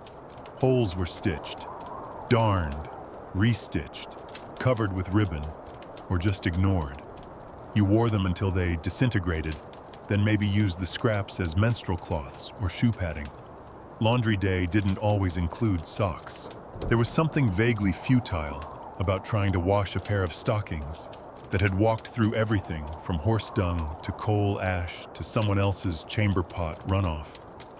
You could scrub for an hour and still come away with fabric that smelled like damp wool and fear. And that's before we even get to the boots. You slide yours off with a grunt. Your heel sticks slightly to the leather lining. You wiggle your foot free and immediately regret it. The smell hits you like a punch. Sharp, vinegary with hints of mildew and something faintly rotten. Boots in the Victorian era were tight, narrow, heavy, designed for appearance, not comfort. You had to break them in sometimes for months. They rubbed blisters into your ankles, bent your toes at unnatural angles, and trapped every drop of sweat in a leather coffin. If you had wide feet, too bad. You either crammed them in and limped, or you went barefoot and hoped the police wouldn't notice. A mainstream historical fact, foot ailments were common and largely untreated. Bunions, corns, fungal infections, ingrown nails, and for the unlucky trench foot, like conditions from constant dampness. If your boots got wet, they stayed wet. Drying them meant stuffing them with paper and putting them near the fire, which sometimes warped the leather and made them worse. The woman across from you is massaging her toes with a foul-smelling ointment. You ask what's in it. Lard and salt, she replies. Supposed to keep the rot away. You nod respectfully. You decide to rinse your feet in the tin basin by the stove. The water is already gray. Someone else has used it. You tell yourself it's clean enough. You dunk your feet in. It's cold and heavenly and slightly disgusting. You reach for a rag and begin rubbing gently. Skin flakes off in patches. One toenail is yellow. Another is gone, entirely ripped out 2 weeks ago when your boot pinched on a cobblestone. You dry your feet with a towel that smells like onions and soap. Then come the fungal stories. One woman lifts her foot and shows you something that looks like it belongs in a medical exhibit. Been like that since last winter, she says proudly. Another lifts her stockinged foot and taps it. Hard as stone. Haven't felt my toes since Easter. You nod with the grim understanding of the infected. Fungal infections were rampant. With feet constantly wet, wrapped in unbreathable fabrics, and shoved into boots without socks, or with crumbling socks, conditions were perfect for athlete's foot ringworm, and worse. Medical care was rare. Remedies ranged from vinegar soaks to urine rinses to applying soot and lard. Historians still debate whether these home remedies helped or just delayed the inevitable. Some suggest that the black foot salve made of burnt ash and goose fat had antibacterial properties. Others think it just disguised the smell. Speaking of smells, the room now smells like a mix of feet vinegar, lye soap, and regret. No one minds. There's a shared agreement that foot care is necessary, if not particularly elegant. You overhear someone talking about mildewed shoes. They'd been stored too close to the cooking hearth and now smell like sour cream. She wears them anyway. "I'll line them with lavender," she says brightly. "That'll trick the nose." She's not wrong. Lavender, mint, rosemary, and rose petals were all used to scent boots and stockings. Not to clean them, mind you, just to distract from the underlying reality. You try your own trick, sprinkling a bit of talc inside your boots before slipping them back on. It helps slightly. The boots are stiff, slightly damp, and eager to resume their slow campaign against your metatarsals. As you lace them up, you reflect on the fact that you've spent nearly 2 hours tending to your feet, and they're still only marginally better than before. They still hurt. They still smell. They're still growing things that shouldn't grow. But they'll get you through another week. Maybe. You stand, wobble, and take a few testing steps. The blisters on your heel burst silently. You don't flinch. You're used to it now. Outside, the fog has settled again, and the cobblestones are slick with rain waste and horse droppings. You pull your coat tighter and start walking. Each step is deliberate, cautious, resentful.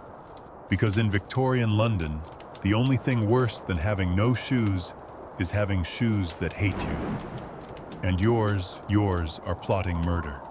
You're crouched near the coal chute behind a soot-streaked building in Southwark. Your fingers are black already, and you've only been here 5 minutes. There's ash in your nose, grit in your teeth, and your knees ache against the wet stones. Someone above you shouts, and then whoomph! A sack of coal dust lands beside you, exploding into a dark cloud that coats your arms and face. A child pokes his head out of the chute and grins. His face is streaked in black, his eyes startlingly white in contrast. "You're too clean," he says. "Not for long." Welcome to the coal-dusted, damp-skinned, soot-smeared world of Victorian children, especially those born to labor. You follow the boy through a narrow alley, ducking laundry lines and sidestepping puddles of what might be rainwater, might be slop. He leads you to a small brick room with a hole in the wall and a single bucket. 3 other children are already inside. One is peeling off a shirt so black it could pass for velvet. Underneath, his skin looks almost the same. This is home, or something like it. And yes, these kids are filthy. Not child on a playground dirty. Not spilled juice on a shirt dirty. This is industrial grime, the kind that gets into your lungs, your hair, the creases of your knuckles, and never comes out. Baths hilarious. Water is hauled from a single pump 2 streets over and reserved for drinking. Maybe for tea, not for scrubbing small, coal-stained elbows. These children bathe when it rains hard enough to stand outside and shiver. Maybe twice a year if someone drags them to a public bathhouse. Until then, they wipe themselves down with bits of cloth dipped in old laundry water, or more often, not at all. You watch one boy attempt to wash his hands in a bowl of gray water. It has floaters.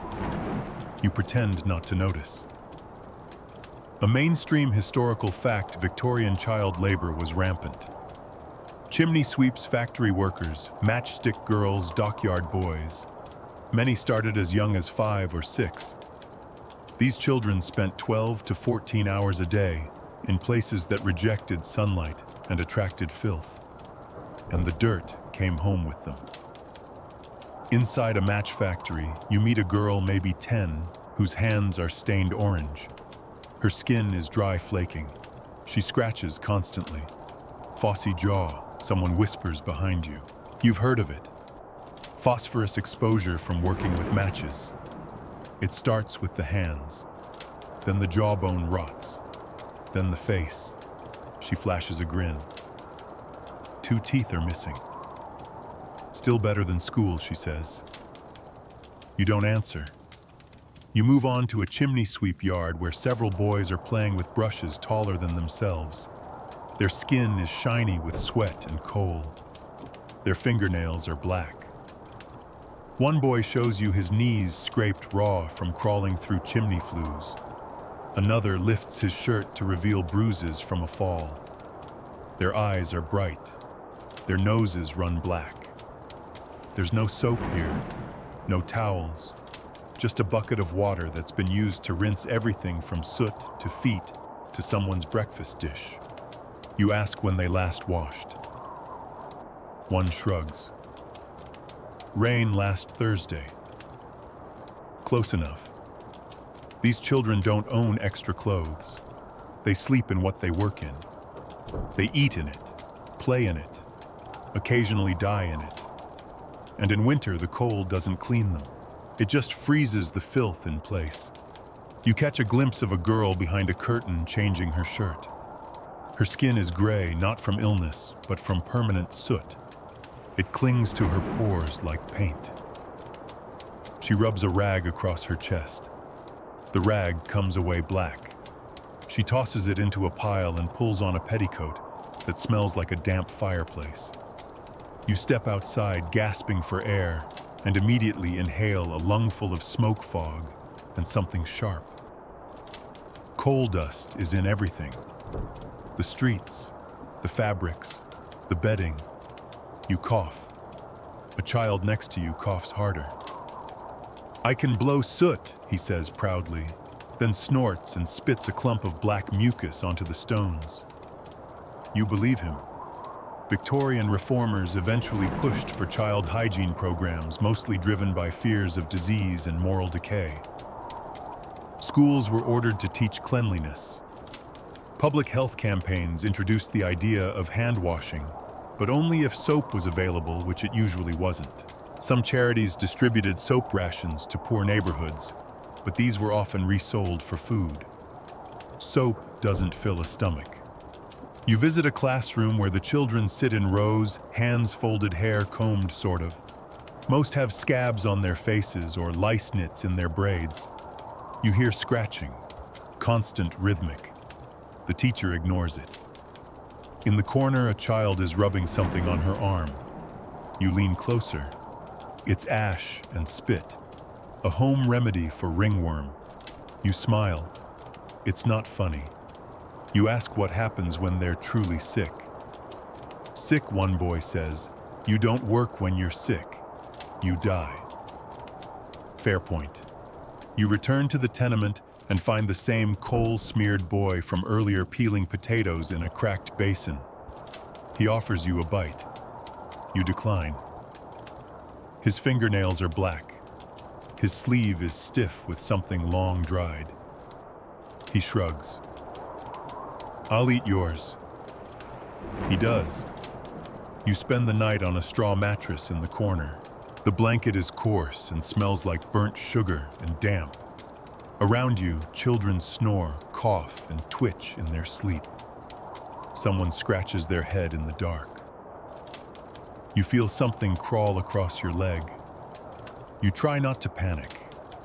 You remind yourself that children survived this. Not all, but many.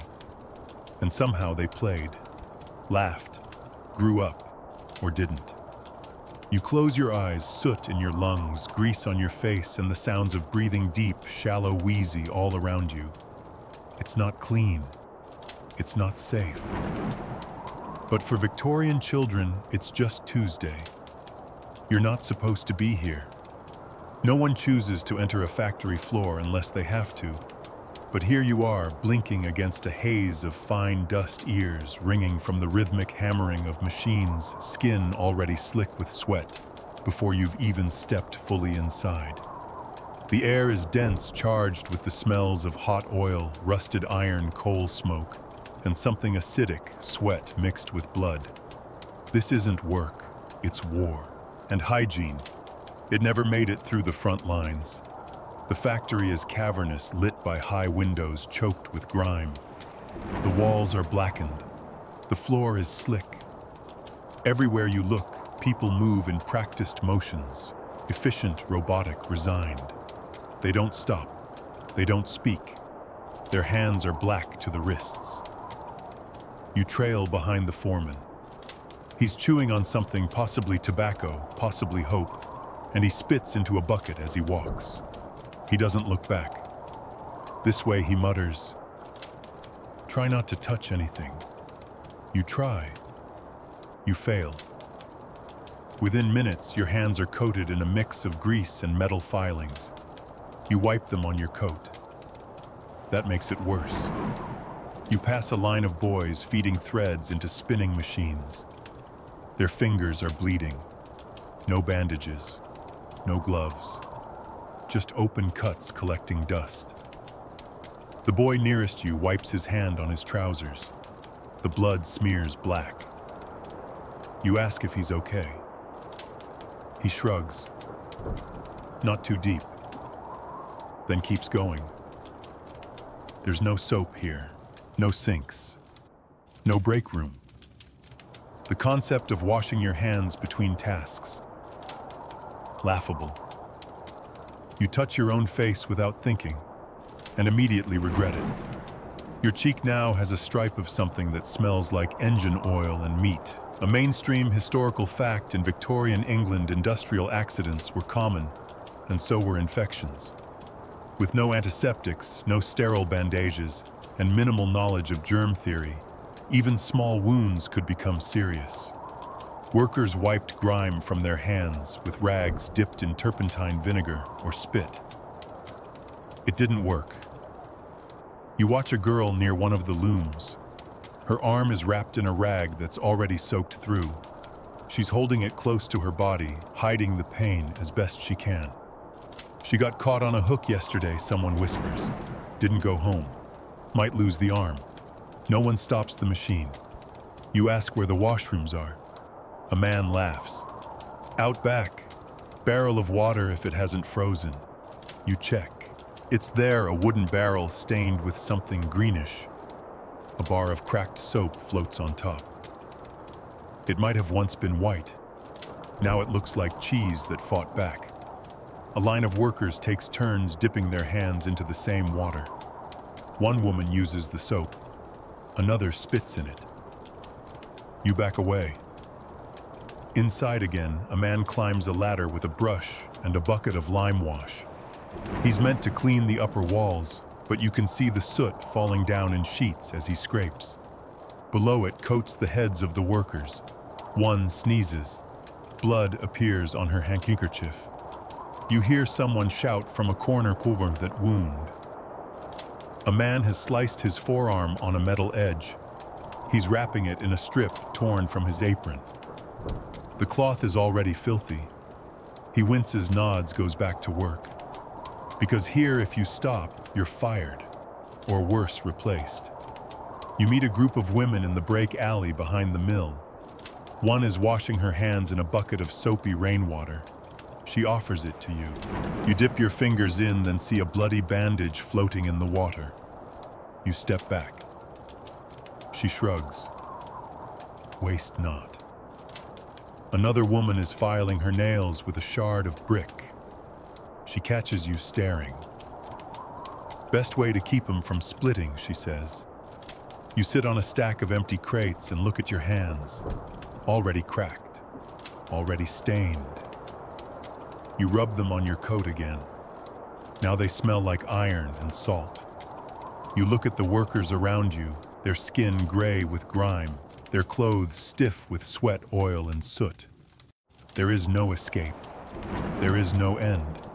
Only another shift. You ask if anyone ever goes home to clean up properly. Maybe Sundays, someone says, if we ain't too tired. You pass by the boiler room. The stench is staggering: mildew, smoke, coal, and scorched wool. A man leans against the furnace wall, shirt, soaked face covered in black smudges. He peels off one glove. The skin beneath is white and wrinkled, like it's been submerged in water for hours. It hasn't. It's just sweat trapped under leather. He hasn't washed in 3 days. There's no point. The steam rising from his skin looks clean. It's not. Nearby, a boy is scraping wax buildup off the machine gears. The wax is dark, viscous, and mixed with dust. He wipes his hands on his neckerchief, then sneezes violently. The spray lands across a pile of bobbins. No one moves to clean it. You glance down at your boots. The floor beneath you is slick, black, slippery with oil, blood, soap shavings, and the leaking runoff from a dye vat. You take one step and nearly lose your footing. A girl steadies you. Careful. Fell last week and cracked my chin. She shows you the scar. You thank her, then step more carefully. You hear someone gag and turn just in time to see a worker vomit beside a spinning frame. No one even looks up. He wipes his mouth and keeps working. You make it to the exit lungs, burning nose full of copper and dust. Outside, the air is hardly better. Chimneys cough soot. Smoke hangs low. You look down at your hands again. They're blackened. Your fingernails are rimmed in metal flakes. There's something red on your sleeve. You don't know whose it is. You walk past a drainage gutter filled with gray foam. Bubbles pop gently in the oily film. Someone dips a mop into it and uses it to wash the stoop. You stop. You breathe. You wonder if you'll ever feel clean again. You probably won't. But tomorrow, the factory opens again, and your hands, they'll be waiting. You're sitting in a waiting room that smells like damp wool, sour pipe smoke, and old varnish. The chairs are hard, your boots are still sticky from factory runoff, and the man next to you just sneezed into his hands and then wiped them on the armrest. You're here to see a doctor. Pray for yourself. Because Victorian medicine isn't just primitive, it's dangerously confident. And the hygiene, that's not even a footnote. The door creaks open. A man in a waistcoat waves you in. He's your physician. He also has tobacco ash on his collar, ink-stained fingers, and no gloves. His fingernails are yellowed and faintly green. He coughs into a lace handkerchief, folds it neatly, and places it back in his pocket. Come in, come in. Let's have a look at you. You're instantly nervous. The room is warm and not in a cozy way. It's the sticky warmth of unwashed textiles and human oil. The windows are closed. The curtains are heavy. A gas lamp hisses softly in the corner. Instruments line the shelves, metal tools, jars of cloudy liquid things with clamps and sharp ends. None of it looks sterilized. Because it's not. A mainstream historical fact, germ theory, existed in the Victorian era, but it wasn't widely accepted until the latter part of the 19th century. Many physicians still believed in miasma, that disease came from bad air, foul smells, or unbalanced humors. Clean tools, nice idea, but totally unnecessary if you didn't believe germs were real. He picks up a tongue depressor. It's wooden, vaguely greasy, and definitely been used before. You open your mouth reluctantly. Say, "Ah," he says, leaning close. His breath smells like whiskey and ham. You say, "Ah." He squints. Coating on the tongue. Might be your liver. He presses a hand to your stomach without warning. It's warm, damp. You suppress a shudder. He taps your chest, listens to your lungs, coughs again. You ask if he's all right. Just a touch of catarrh. The air these days smells like disease, doesn't it? Yes. Yes, it does. He pulls out a stethoscope. It's metal and leather, not rubber. He presses it against your skin. It's freezing. He listens, frowns, then lights a cigarette. Yes. Right there. In the examination room. Smoking wasn't just tolerated among doctors, it was often recommended. Some believed it cleared the lungs, calmed the nerves, or even killed off bad humors. In fact, one 19th century medical journal claimed tobacco smoke could purify the lungs and ward off consumption. Sure, and setting your socks on fire warms your feet too. He blows smoke in the general direction of your chest. Breathe in, you do. You choke slightly. He nods. Lungs are clear. You're not convinced. He returns to his desk, pulls out a jar of syrup and uncorks it. The smell is sweet, cloying. Take 2 spoonfuls of this at bedtime, he says. You ask what's in it. Oh, just a touch of opium, some turpentine and molasses. For the nerves. You blink. He smiles. You'll sleep like the dead. You believe him. You glance around the room.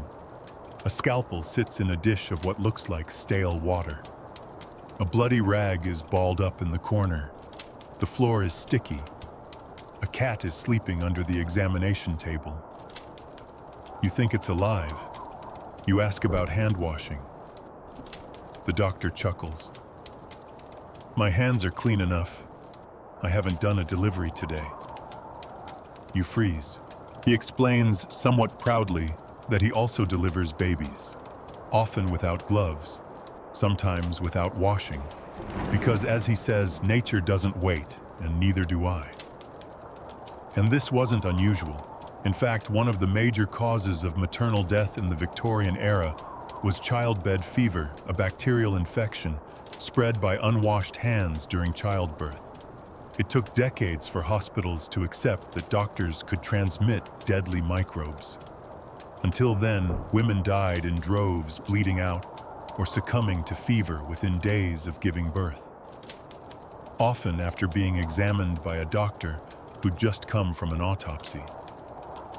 You look at his hands again. They're still smudged with ink and something darker. He pulls out a leech jar. I can offer more aggressive treatment if you like. You decline. He shrugs. Suit yourself. Though bloodletting works wonders if your spleen's upset. You ask what's actually wrong with you. Hard to say, he replies. Could be the weather. Could be bile. Could be melancholy. Have you been reading too much poetry? You're not sure how to answer.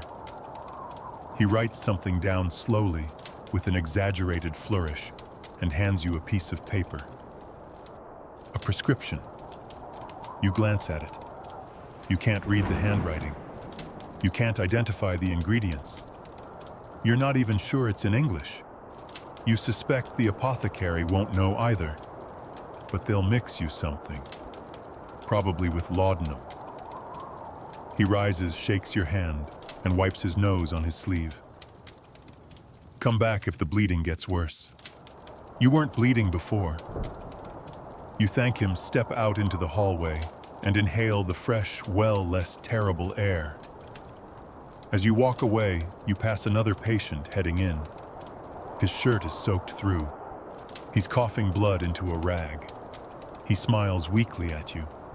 Hope he gives me the good syrup, he says. You wish him luck. Down the street, you stop at the apothecary to fill your prescription. The man behind the counter squints at it, shrugs, and starts mixing. You see him pour something brown into a glass bottle, add something powdery, then cork it. He hands it over. You ask what it does. Makes you feel like you're getting better, he says.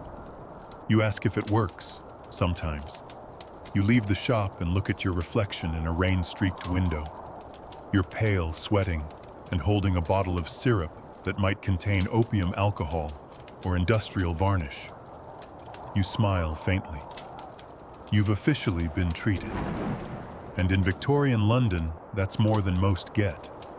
You're standing in a kitchen, except it's not a kitchen in the way you'd hope. There's no counter, no proper stove, no cheery copper pots. Just a soot-stained hearth, a long table scored with knife marks, and a strange collection of spoons, towels, string, and blood. The woman next to you is elbow deep in what you now recognize with dawning horror as afterbirth. Hold this, she says, handing you a basin. You hold it. Welcome to a Victorian home birth, where midwives rule the room, hygiene is optional, and survival is always a coin toss. The woman giving birth is screaming. She's sweating through her nightdress, her hair plastered to her temples. The sheets beneath her are already soaked with blood. There are two other women in the room wiping her forehead and boiling water. You're not sure if the water is for cleaning or tea.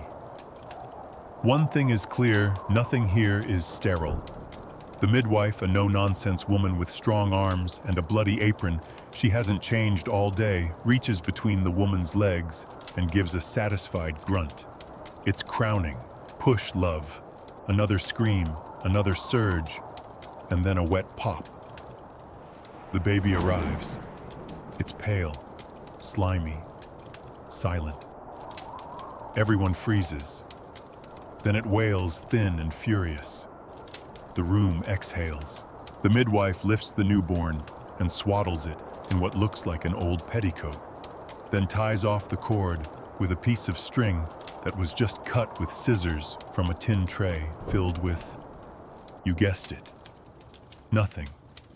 No antiseptic, no boiling water, just a flick of the wrist and a prayer. She wraps the baby, slaps its back, and hands it off, then turns back to the mother. Placenta next. You step aside quickly. The blood on the floor is congealing already. Let's pause. Because despite the chaos, this is normal. The vast majority of births in Victorian England took place at home. No hospital, no doctor, no gloves. Just women, sisters, a neighbor. And if you were lucky, a trained midwife with years of experience and a sharp knife that only sometimes had rust on it. A mainstream historical fact, hand washing was not a standard practice for most midwives or doctors until the very late 19th century. Many births happened without any form of disinfection. Sheets weren't clean, water wasn't sterile, instruments weren't even warm, and yet babies were born. You sit by the fire dazed. The midwife is stitching the mother now, no anesthetic. Just a rag to bite on. The thread is thick. Her hands are surprisingly steady. She'll need boiled nettle tea later, she says casually, to stop the bleeding. The baby cries again. You offer to help clean. The midwife hands you a soaked sheet, brown red and heavy. You carry it out into the cold and rinse it in a barrel until the water turns pink, then gray. It's not clean, just less bloody. That's the standard. Inside, the mother is resting. She's pale, but alive. A neighbor brings broth. Someone is already wiping down the mattress with vinegar and salt. You notice a stain on the floor that no one's bothering to scrub. It will stay. A quiet reminder. You ask about the tools. The midwife shows you her kit scissors, a curved needle, a bottle of spirits half full, and a dried root she calls the bleeder's friend. What does it do? Makes you think it's helping, she says with a wink. You laugh, weakly. Now let's talk about what happens when it goes wrong. Because sometimes it does. If the baby is breech or the cord's wrapped or the bleeding won't stop, there's no emergency room to rush to. There's no ambulance. Maybe you send for a doctor, but by the time he arrives, the outcome has likely been decided. You overhear one of the women in the next room whispering, "Do you remember Mrs. Gill? The one who bled dry, no. The one whose baby never came out." You go very still. The midwife nods grimly. That happens. There's a stillbirth room in the tenement next door. You hear someone sobbing through the wall. Later, you help hang the linens to dry. They drip quietly. The hem of your skirt brushes one and comes away streaked. You don't bother to wipe it off. One of the older women sits beside you, knitting calmly. She tells you about her first birth. She was 16, alone. No midwife. just her mother who fainted halfway through. She delivered the baby herself. The child died. So did the next one. Third time lucky, she says, smiling without joy. You ask what changed. We found vinegar. You're not sure that's a joke. In wealthier homes, the experience is no cleaner, just better dressed. You visit a townhouse in Bloomsbury. The lady of the house is in labor upstairs. A male doctor arrives in a fine coat smelling of brandy and starch. He washes his hands briefly in a basin of tepid water, wipes them on his cravat, and proceeds. He demands silence. The women lower their eyes. The birth is swift. The baby survives. The mother does not. Later, you see the doctor rinse his instruments under a cold tap, dry them with a towel, and place them back in his case. The towel has blood on it. He doesn't notice or care. Historians still argue whether male doctors or traditional midwives were more dangerous in this era. Some believe midwives were untrained and unsanitary.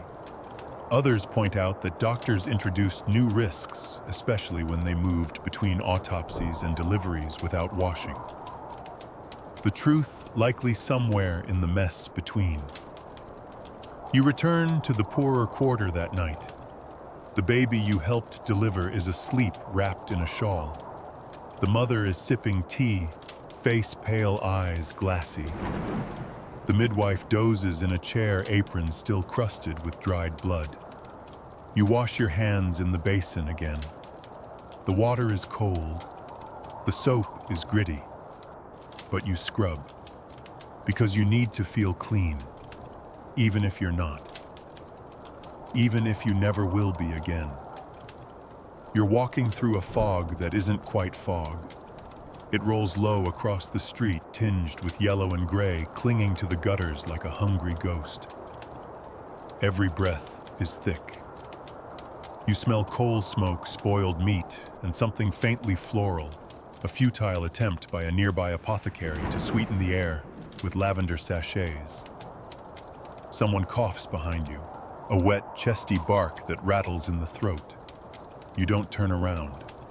This is the world of miasma, where disease doesn't live in germs but in air, bad air. Thick, damp, noxious, invisible poison. It rises from sewers.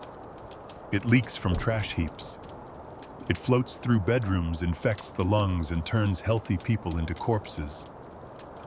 At least that's what they say. Germ theory. It's on the horizon. But right now, the reigning belief is that stench kills, and judging by the smell, everyone here should already be dead. You duck into a herbalist's shop to escape the fumes. The room is small and dim, stuffed with dried plants and yellowed labels. The shelves overflow with jars of nettle sage, horehound wormwood, and rose petals. The smell is sharp, green, bitter clean in its own old-fashioned way. The woman behind the counter eyes you warily. You're breathing hard. You explain that you've just come in from the street. She nods. Bad air today. You'll want one of these. She hands you a vinegar-soaked sponge nestled inside a pierced brass locket, a pomander. You raise it to your nose.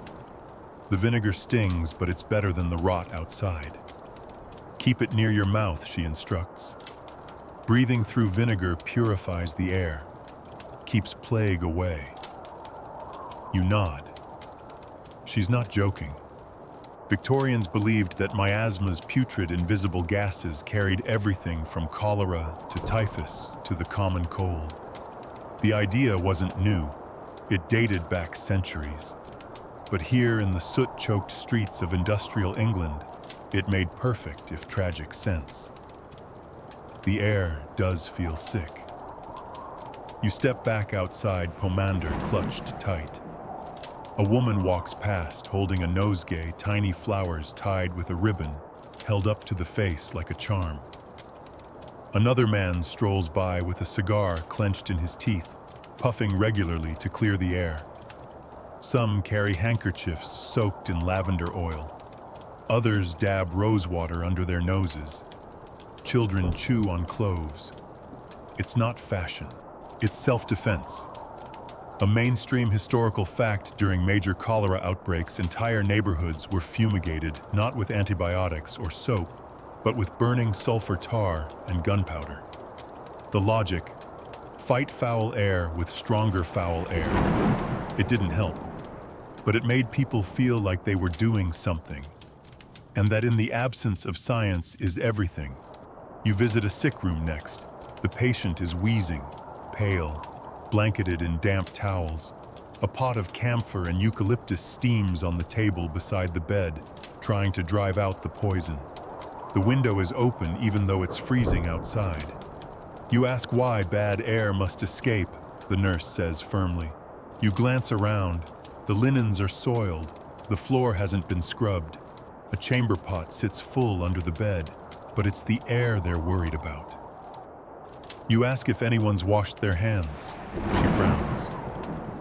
Why would we? You move on. Down the alley, a street preacher is shouting that London is being punished for its sins.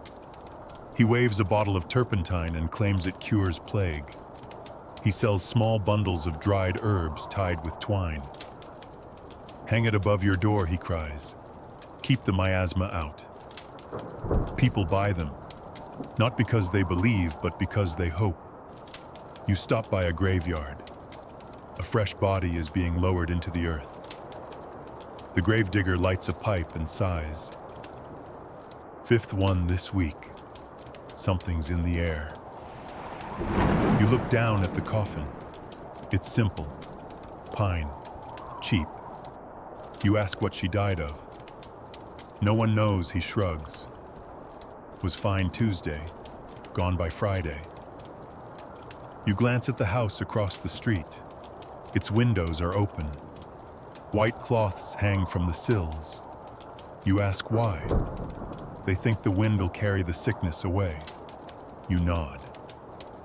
What else can they do? Historians still debate whether the obsession with miasma helped or hurt. On one hand, the fear of foul air led to better ventilation, more green spaces, and eventually the building of sewers. On the other hand, it diverted attention from the real culprits: contaminated water, poor sanitation, and filthy hands. So while they were waving scented handkerchiefs, cholera was riding in on the drinking water. You walk toward the river. The Thames is low, and the banks are covered in rotting refuse. You gag. A man beside you tosses in a handful of lime. It fizzles.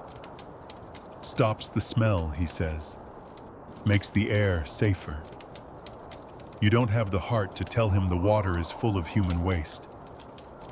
You stop at a public bathhouse. A woman sits outside with a bottle of lavender vinegar, rubbing it under her arms and onto her neck. It keeps the vapors off, she explains, especially near the blood. You ask what that means. Women's blood, she whispers, draws illness. You back away slowly. You pass a nursemaid pushing a pram, a small sprig of rosemary pinned to her bodice. You pass a butcher hanging garlic in his window. You pass a man standing motionless on a stoop, eyes watering his face, buried in a sachet of coal tar and lemon balm. No one knows what works, so they try everything. You reach your lodging and pull the curtains shut. You light a candle. You wipe your face with a cloth soaked in rosewater, hoping it will somehow undo everything you've just breathed in. It won't. But it smells better. You lie in bed, pomander on your chest, listening to the city wheeze. A dog barks. Someone coughs. A cart clatters by wheels, shrieking on stone. You whisper to the air as if it can hear you. Don't come for me. And with that, you sleep, wrapped in vapor, wrapped in magic, wrapped in fear. It's midnight. The streets are mostly empty, save for the occasional flicker of lamplight and the dull shuffle of something or someone moving in the dark. You keep your back to the wall, your collar turned up, not because you're afraid of thieves, because you're following night soil men. You catch the glint of a metal bucket rounding a corner, carried by a man whose boots leave brown-black tracks on the stone.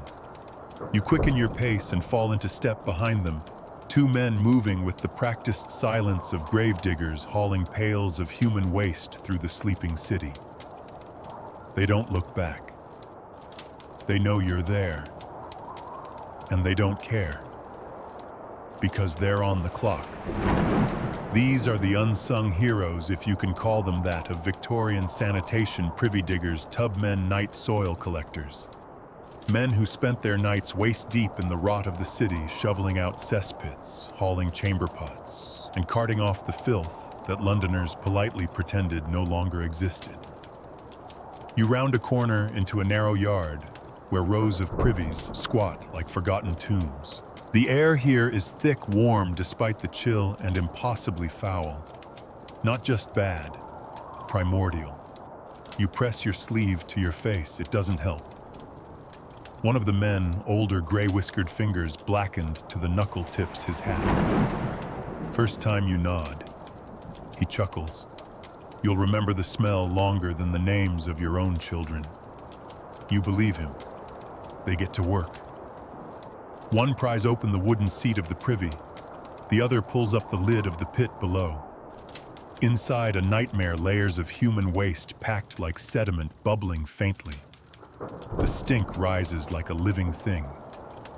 You stagger back, eyes watering, stomach churning. They don't flinch. This one's half full, the younger says. Better than last Tuesday, replies the elder. Had to use ropes. You blink. Ropes. He nods toward a hook. Sometimes you go in. You decide not to ask any more questions. They lower a slop bucket into the pit. The sound it makes is thick and wet. When they haul it up, the contents glisten in the moonlight, like something out of a fever dream.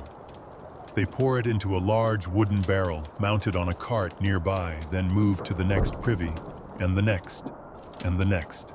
No gloves, no boots high enough, just aprons, rolled sleeves, and calloused hands. A mainstream historical fact, London produced thousands of tons of human waste every year, and without a functioning sewer system until the late 19th century, much of it had to be manually removed.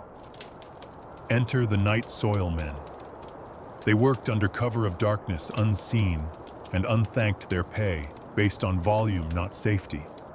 The waste was carted to the edge of the city, sold as fertilizer to farmers, or dumped into pits far from polite society, unless it spilled, which it did. Frequently. You help steady the barrel cart as it wobbles down a hill. The slosh inside is audible.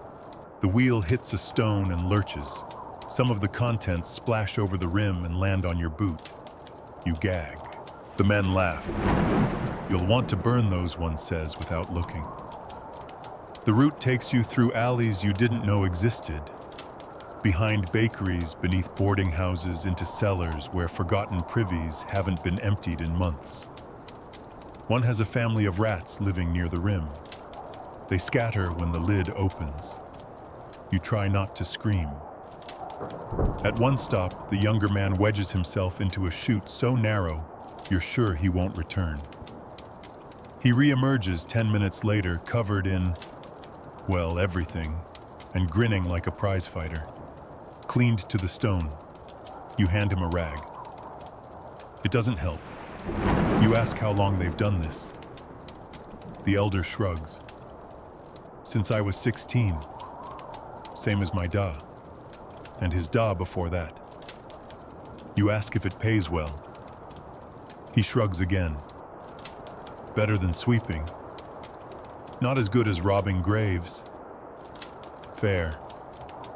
You pass through a richer neighborhood. The men work faster here. The privies are smaller, cleaner. Some homes have installed early water closets, though most are connected to cesspools that still need emptying. One man points to a brass drain pipe on the wall. Looks modern, he sneers.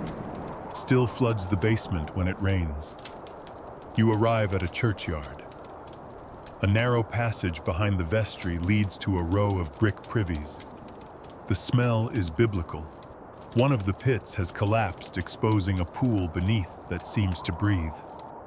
The men tie a rope around one another and lower in a bucket. You watch in horrified awe. You ask what happens if someone falls in. The older man goes quiet. Hope you ain't eaten. The work continues until dawn. By now, the barrels are full. The air is thicker. Your hands are stained. Your boots are ruined. And your soul feels heavier. The cart creaks down to a yard near the river, where the contents are dumped into a larger container, part of a night soil depot. It smells worse than you thought possible. You ask if the waste is ever reused. Sold to farms, the younger explains. We call it pure. Good for mushrooms. You make a mental note, never eat mushrooms again. They rinse their hands in a barrel of gray water, pat them dry on their shirts, and offer you a sip from a flask. You take it. It burns. They laugh. First time's the worst. You'll dream the smell. You believe them.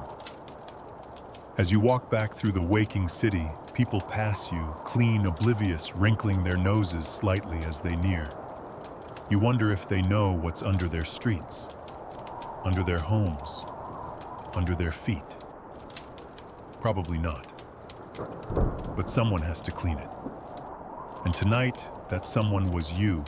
It's laundry day again, but this time it's not your own.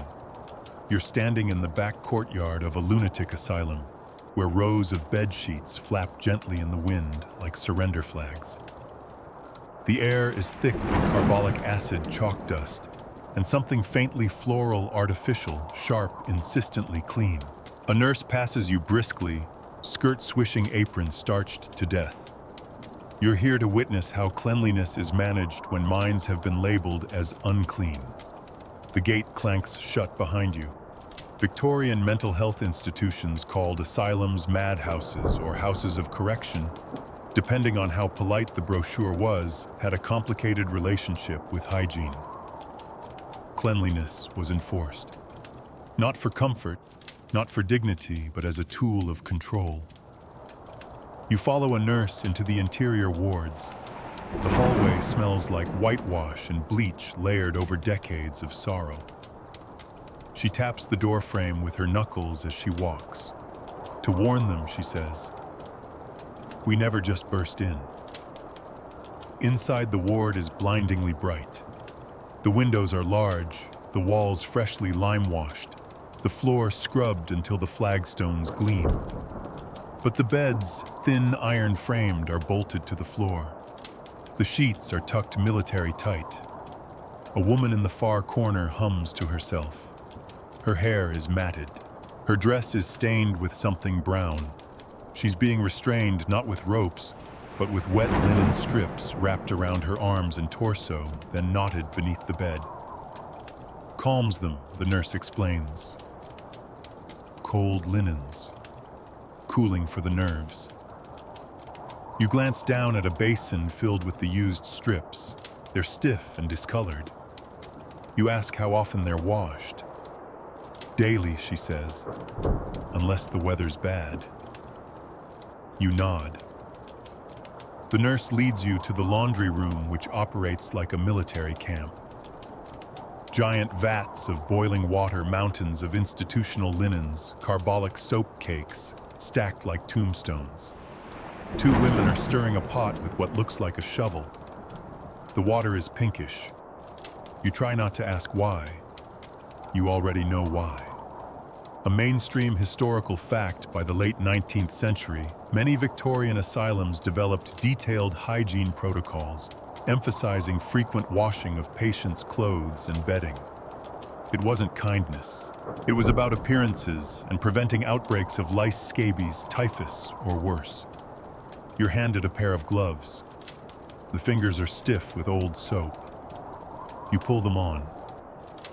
Patient bathing is next, the nurse says. You enter a tiled room where a row of clawfoot bathtubs gleams ominously. There's no privacy, no curtain, just steam pipes and the sound of dripping water. A man stands shivering in one tub, arms crossed over his chest. His skin is pale bruised and covered in scratch marks. Another nurse is scrubbing his back with a brush that looks better suited for floors. Don't let them wash themselves, she tells you. They hide things. You glance at the man's face. He's crying. No one seems to notice. You help rinse him off. The water runs gray, then red. He's led away dripping, wrapped in a threadbare sheet, and handed a new pair of underclothes. You pick up the used ones. They're still warm. Later, you're shown the bathing log names. Temperatures, conditions of skin notes like refuse to speak or violent when touched. There's a box labeled delusions during washing with tallies. You find your hands trembling slightly. Then comes the lice inspection. A woman with a shaved head sits silently while a nurse combs through what little fuzz remains. Any sign of infestation means kerosene treatment. You smell it before you see it. She twitched last time, the nurse mutters. Spilled it down her neck. You see the burns. You leave the inspection room with a thudding heart. The courtyard breeze feels sacred. Nearby, clean laundry hangs on lines, chemises, drawers, nightgowns, all institutional gray-white. From afar, it looks like order, cleanliness, sanity. Up close, it's a field of patched sorrow. You sit with a patient folding linens. She hums as she works her fingers, deft and quick. You ask her name. I'm not supposed to say, she whispers. They'll wash my tongue again. You go still. You don't ask again. You pass another patient sweeping the floor obsessively back and forth until the stones shine. You ask the nurse if she has a cleaning job. No, she says.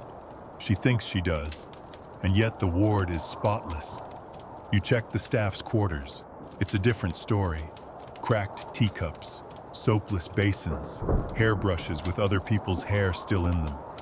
A sink full of old razors. Someone's corset drying by the stove, stained with sweat and rust. You ask why the staff doesn't follow the same hygiene protocol. The nurse scoffs. We're not the patients. You say nothing. You walk back to the ward. A woman has wet herself. No one moves to clean her.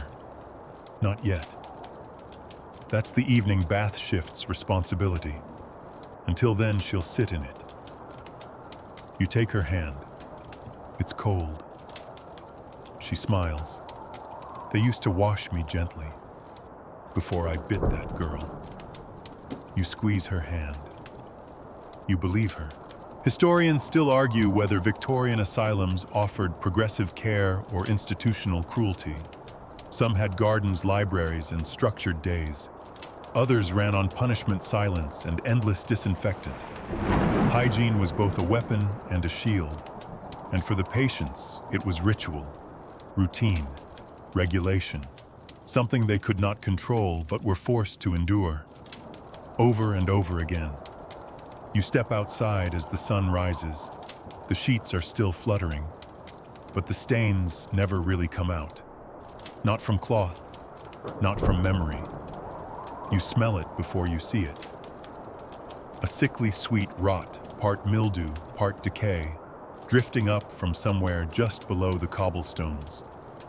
A breeze stirs and the scent intensifies. You look down at the grating under your feet. You're standing above the great stink, or at least what's left of it. Today, you're headed into the Victorian sewer system, or more accurately, the before and after story of how London's underworld of waste went from catastrophic to revolutionary. And yes, you're going down there. Hold your breath. You descend with a lamplighter turned guide, a wiry man who chews on something unidentifiable and claims he once saw a crocodile swimming through the Fleet ditch. You're not sure if he's joking. He opens the grate and waves you in. The smell punches you in the throat. The ladder is slick. The brick walls weep. You try not to think about what's dripping onto your boots.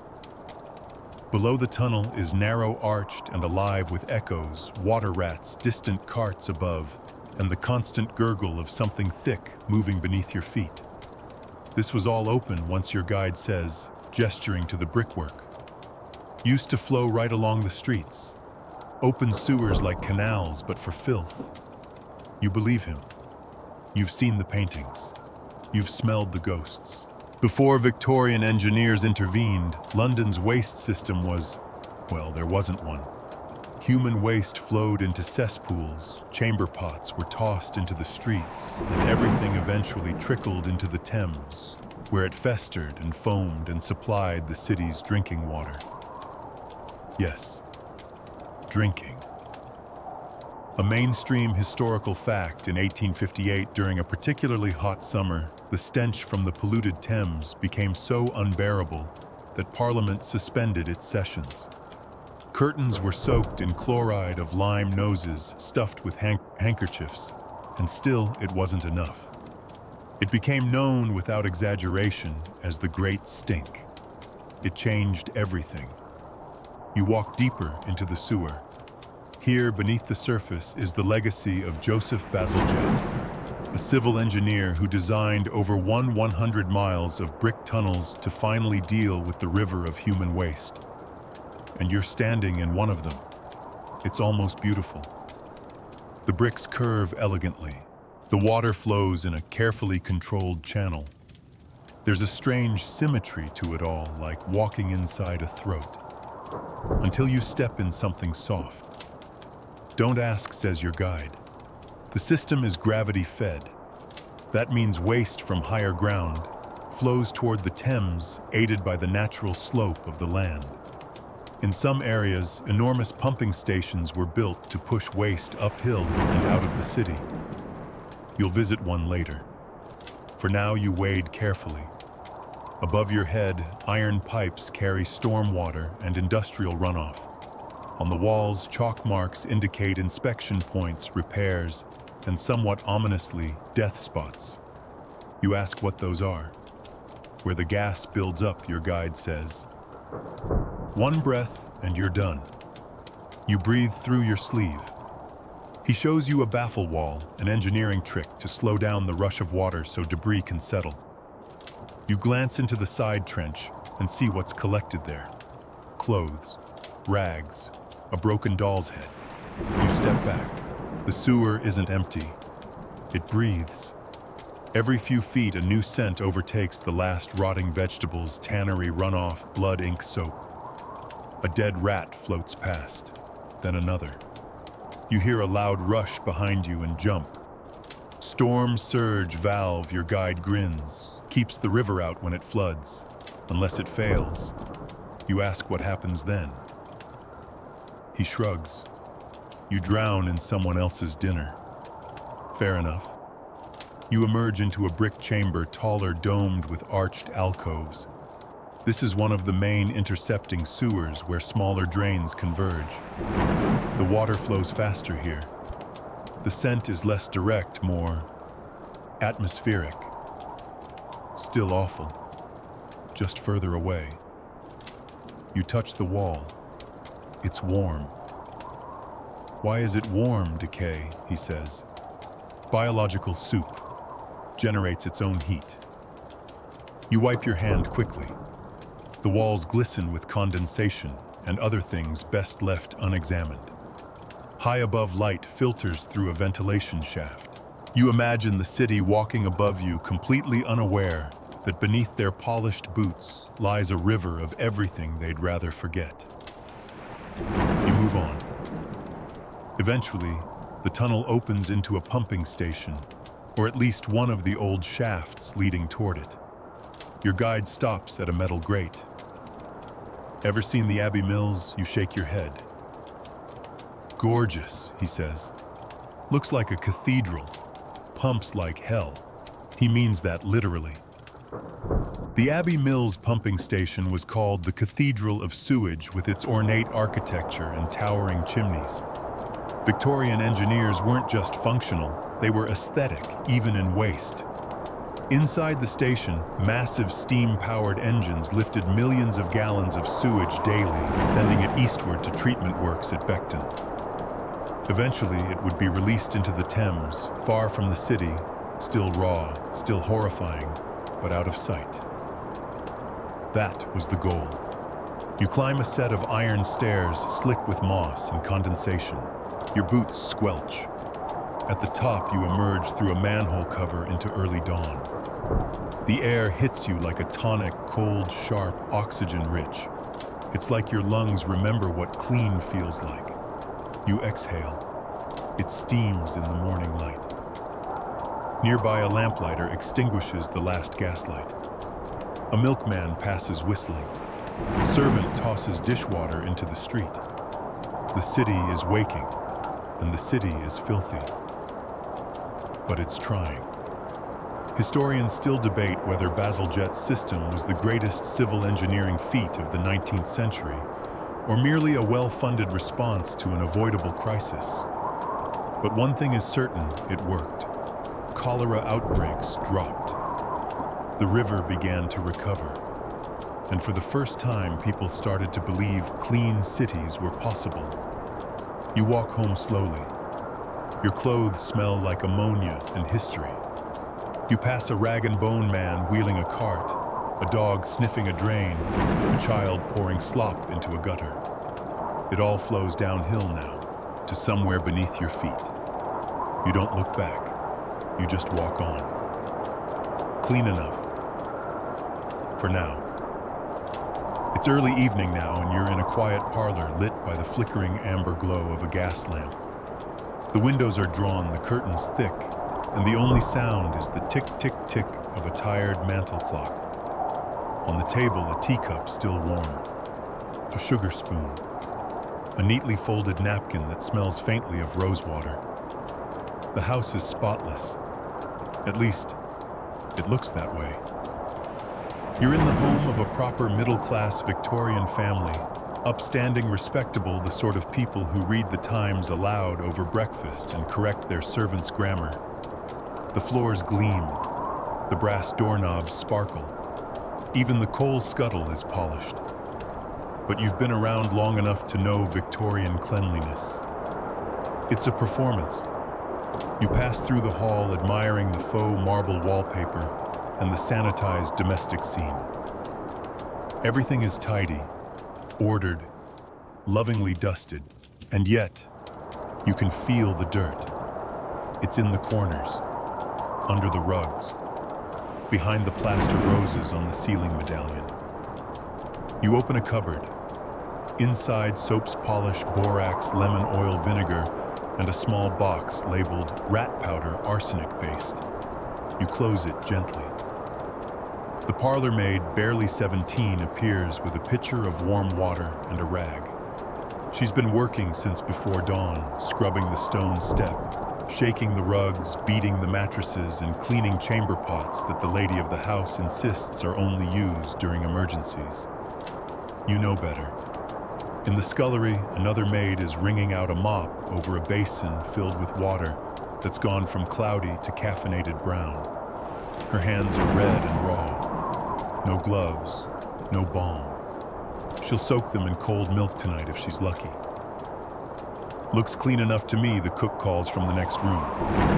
It does, but clean is not the same as hygienic.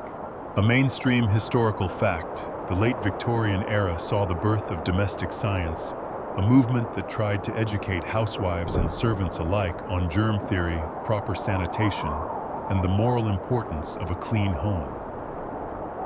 Books were published, lectures given.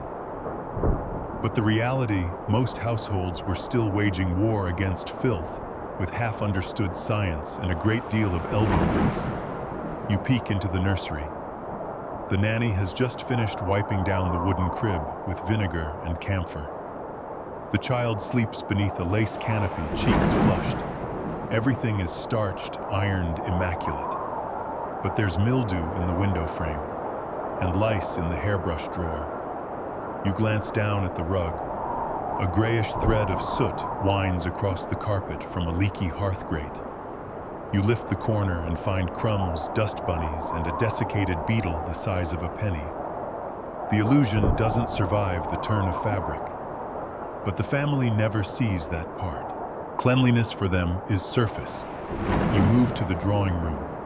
A copy of Mrs. Beaton's Book of Household Management sits on the table, open to a chapter on disinfection and the health of the home. There's a passage about boiling laundry with soda ash and drying under full sun to prevent miasmic spread. You glance toward the laundry hanging in the attic. It's dry now, but you can still smell it: lard soap, damp wool, and the faintest whiff of chamber pot. Even upstairs, the scent of the house betrays its secrets. The mistress of the home appears. She's powdered, corseted, gloved. She asks if you've noticed her new sanitary sink, a white porcelain marvel with running water and a drain pipe that promises cleanliness without the need for servants to carry slop pails. You admire it. You don't mention the black mold on the underside. She offers you tea. You decline. You ask about cleaning routines. Oh, she says, I leave that to the girls. I expect things to be tidy. A lady shouldn't concern herself with the details.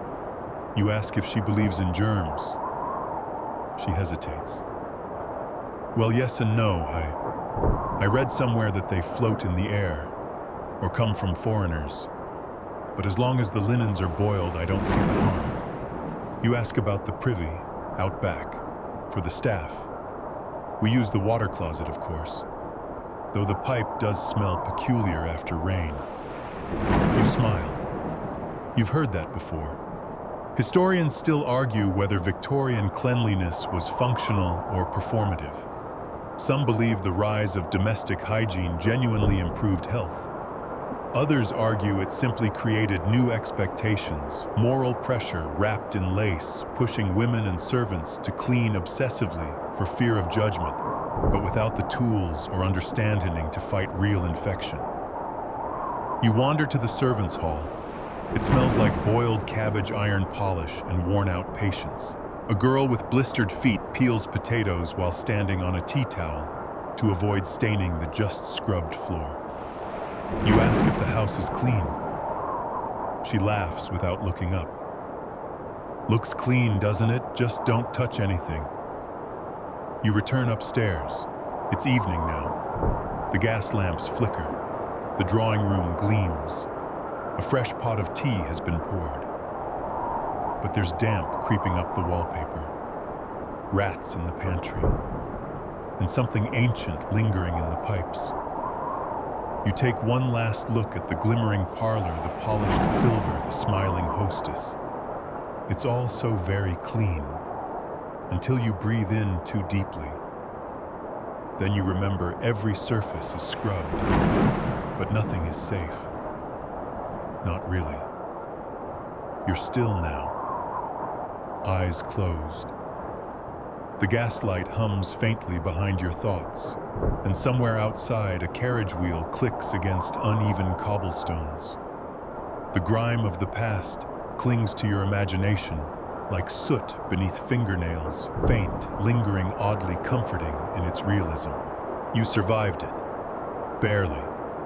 You can still feel the damp chill of a tenement stairwell under your feet, the burn of coal smoke in your throat, the weight of filthy linens pressed between aching hands. You remember the hiss of chamber pots, the echo of factory bells, the scrape of fingernails across skin that hasn't known true soap in months. The city never truly slept, did it? Not then. But you can now. Let it fade. Let the soot settle. Let the pipes still. The air around you is still heavy with ghosts of boiled rags, vinegar, and lavender water. But they've softened now, distant and slow. History has exhaled. The grit has lifted. The streets are empty. The rivers run clear, if only for tonight. Take a breath. a deep one. You earned it.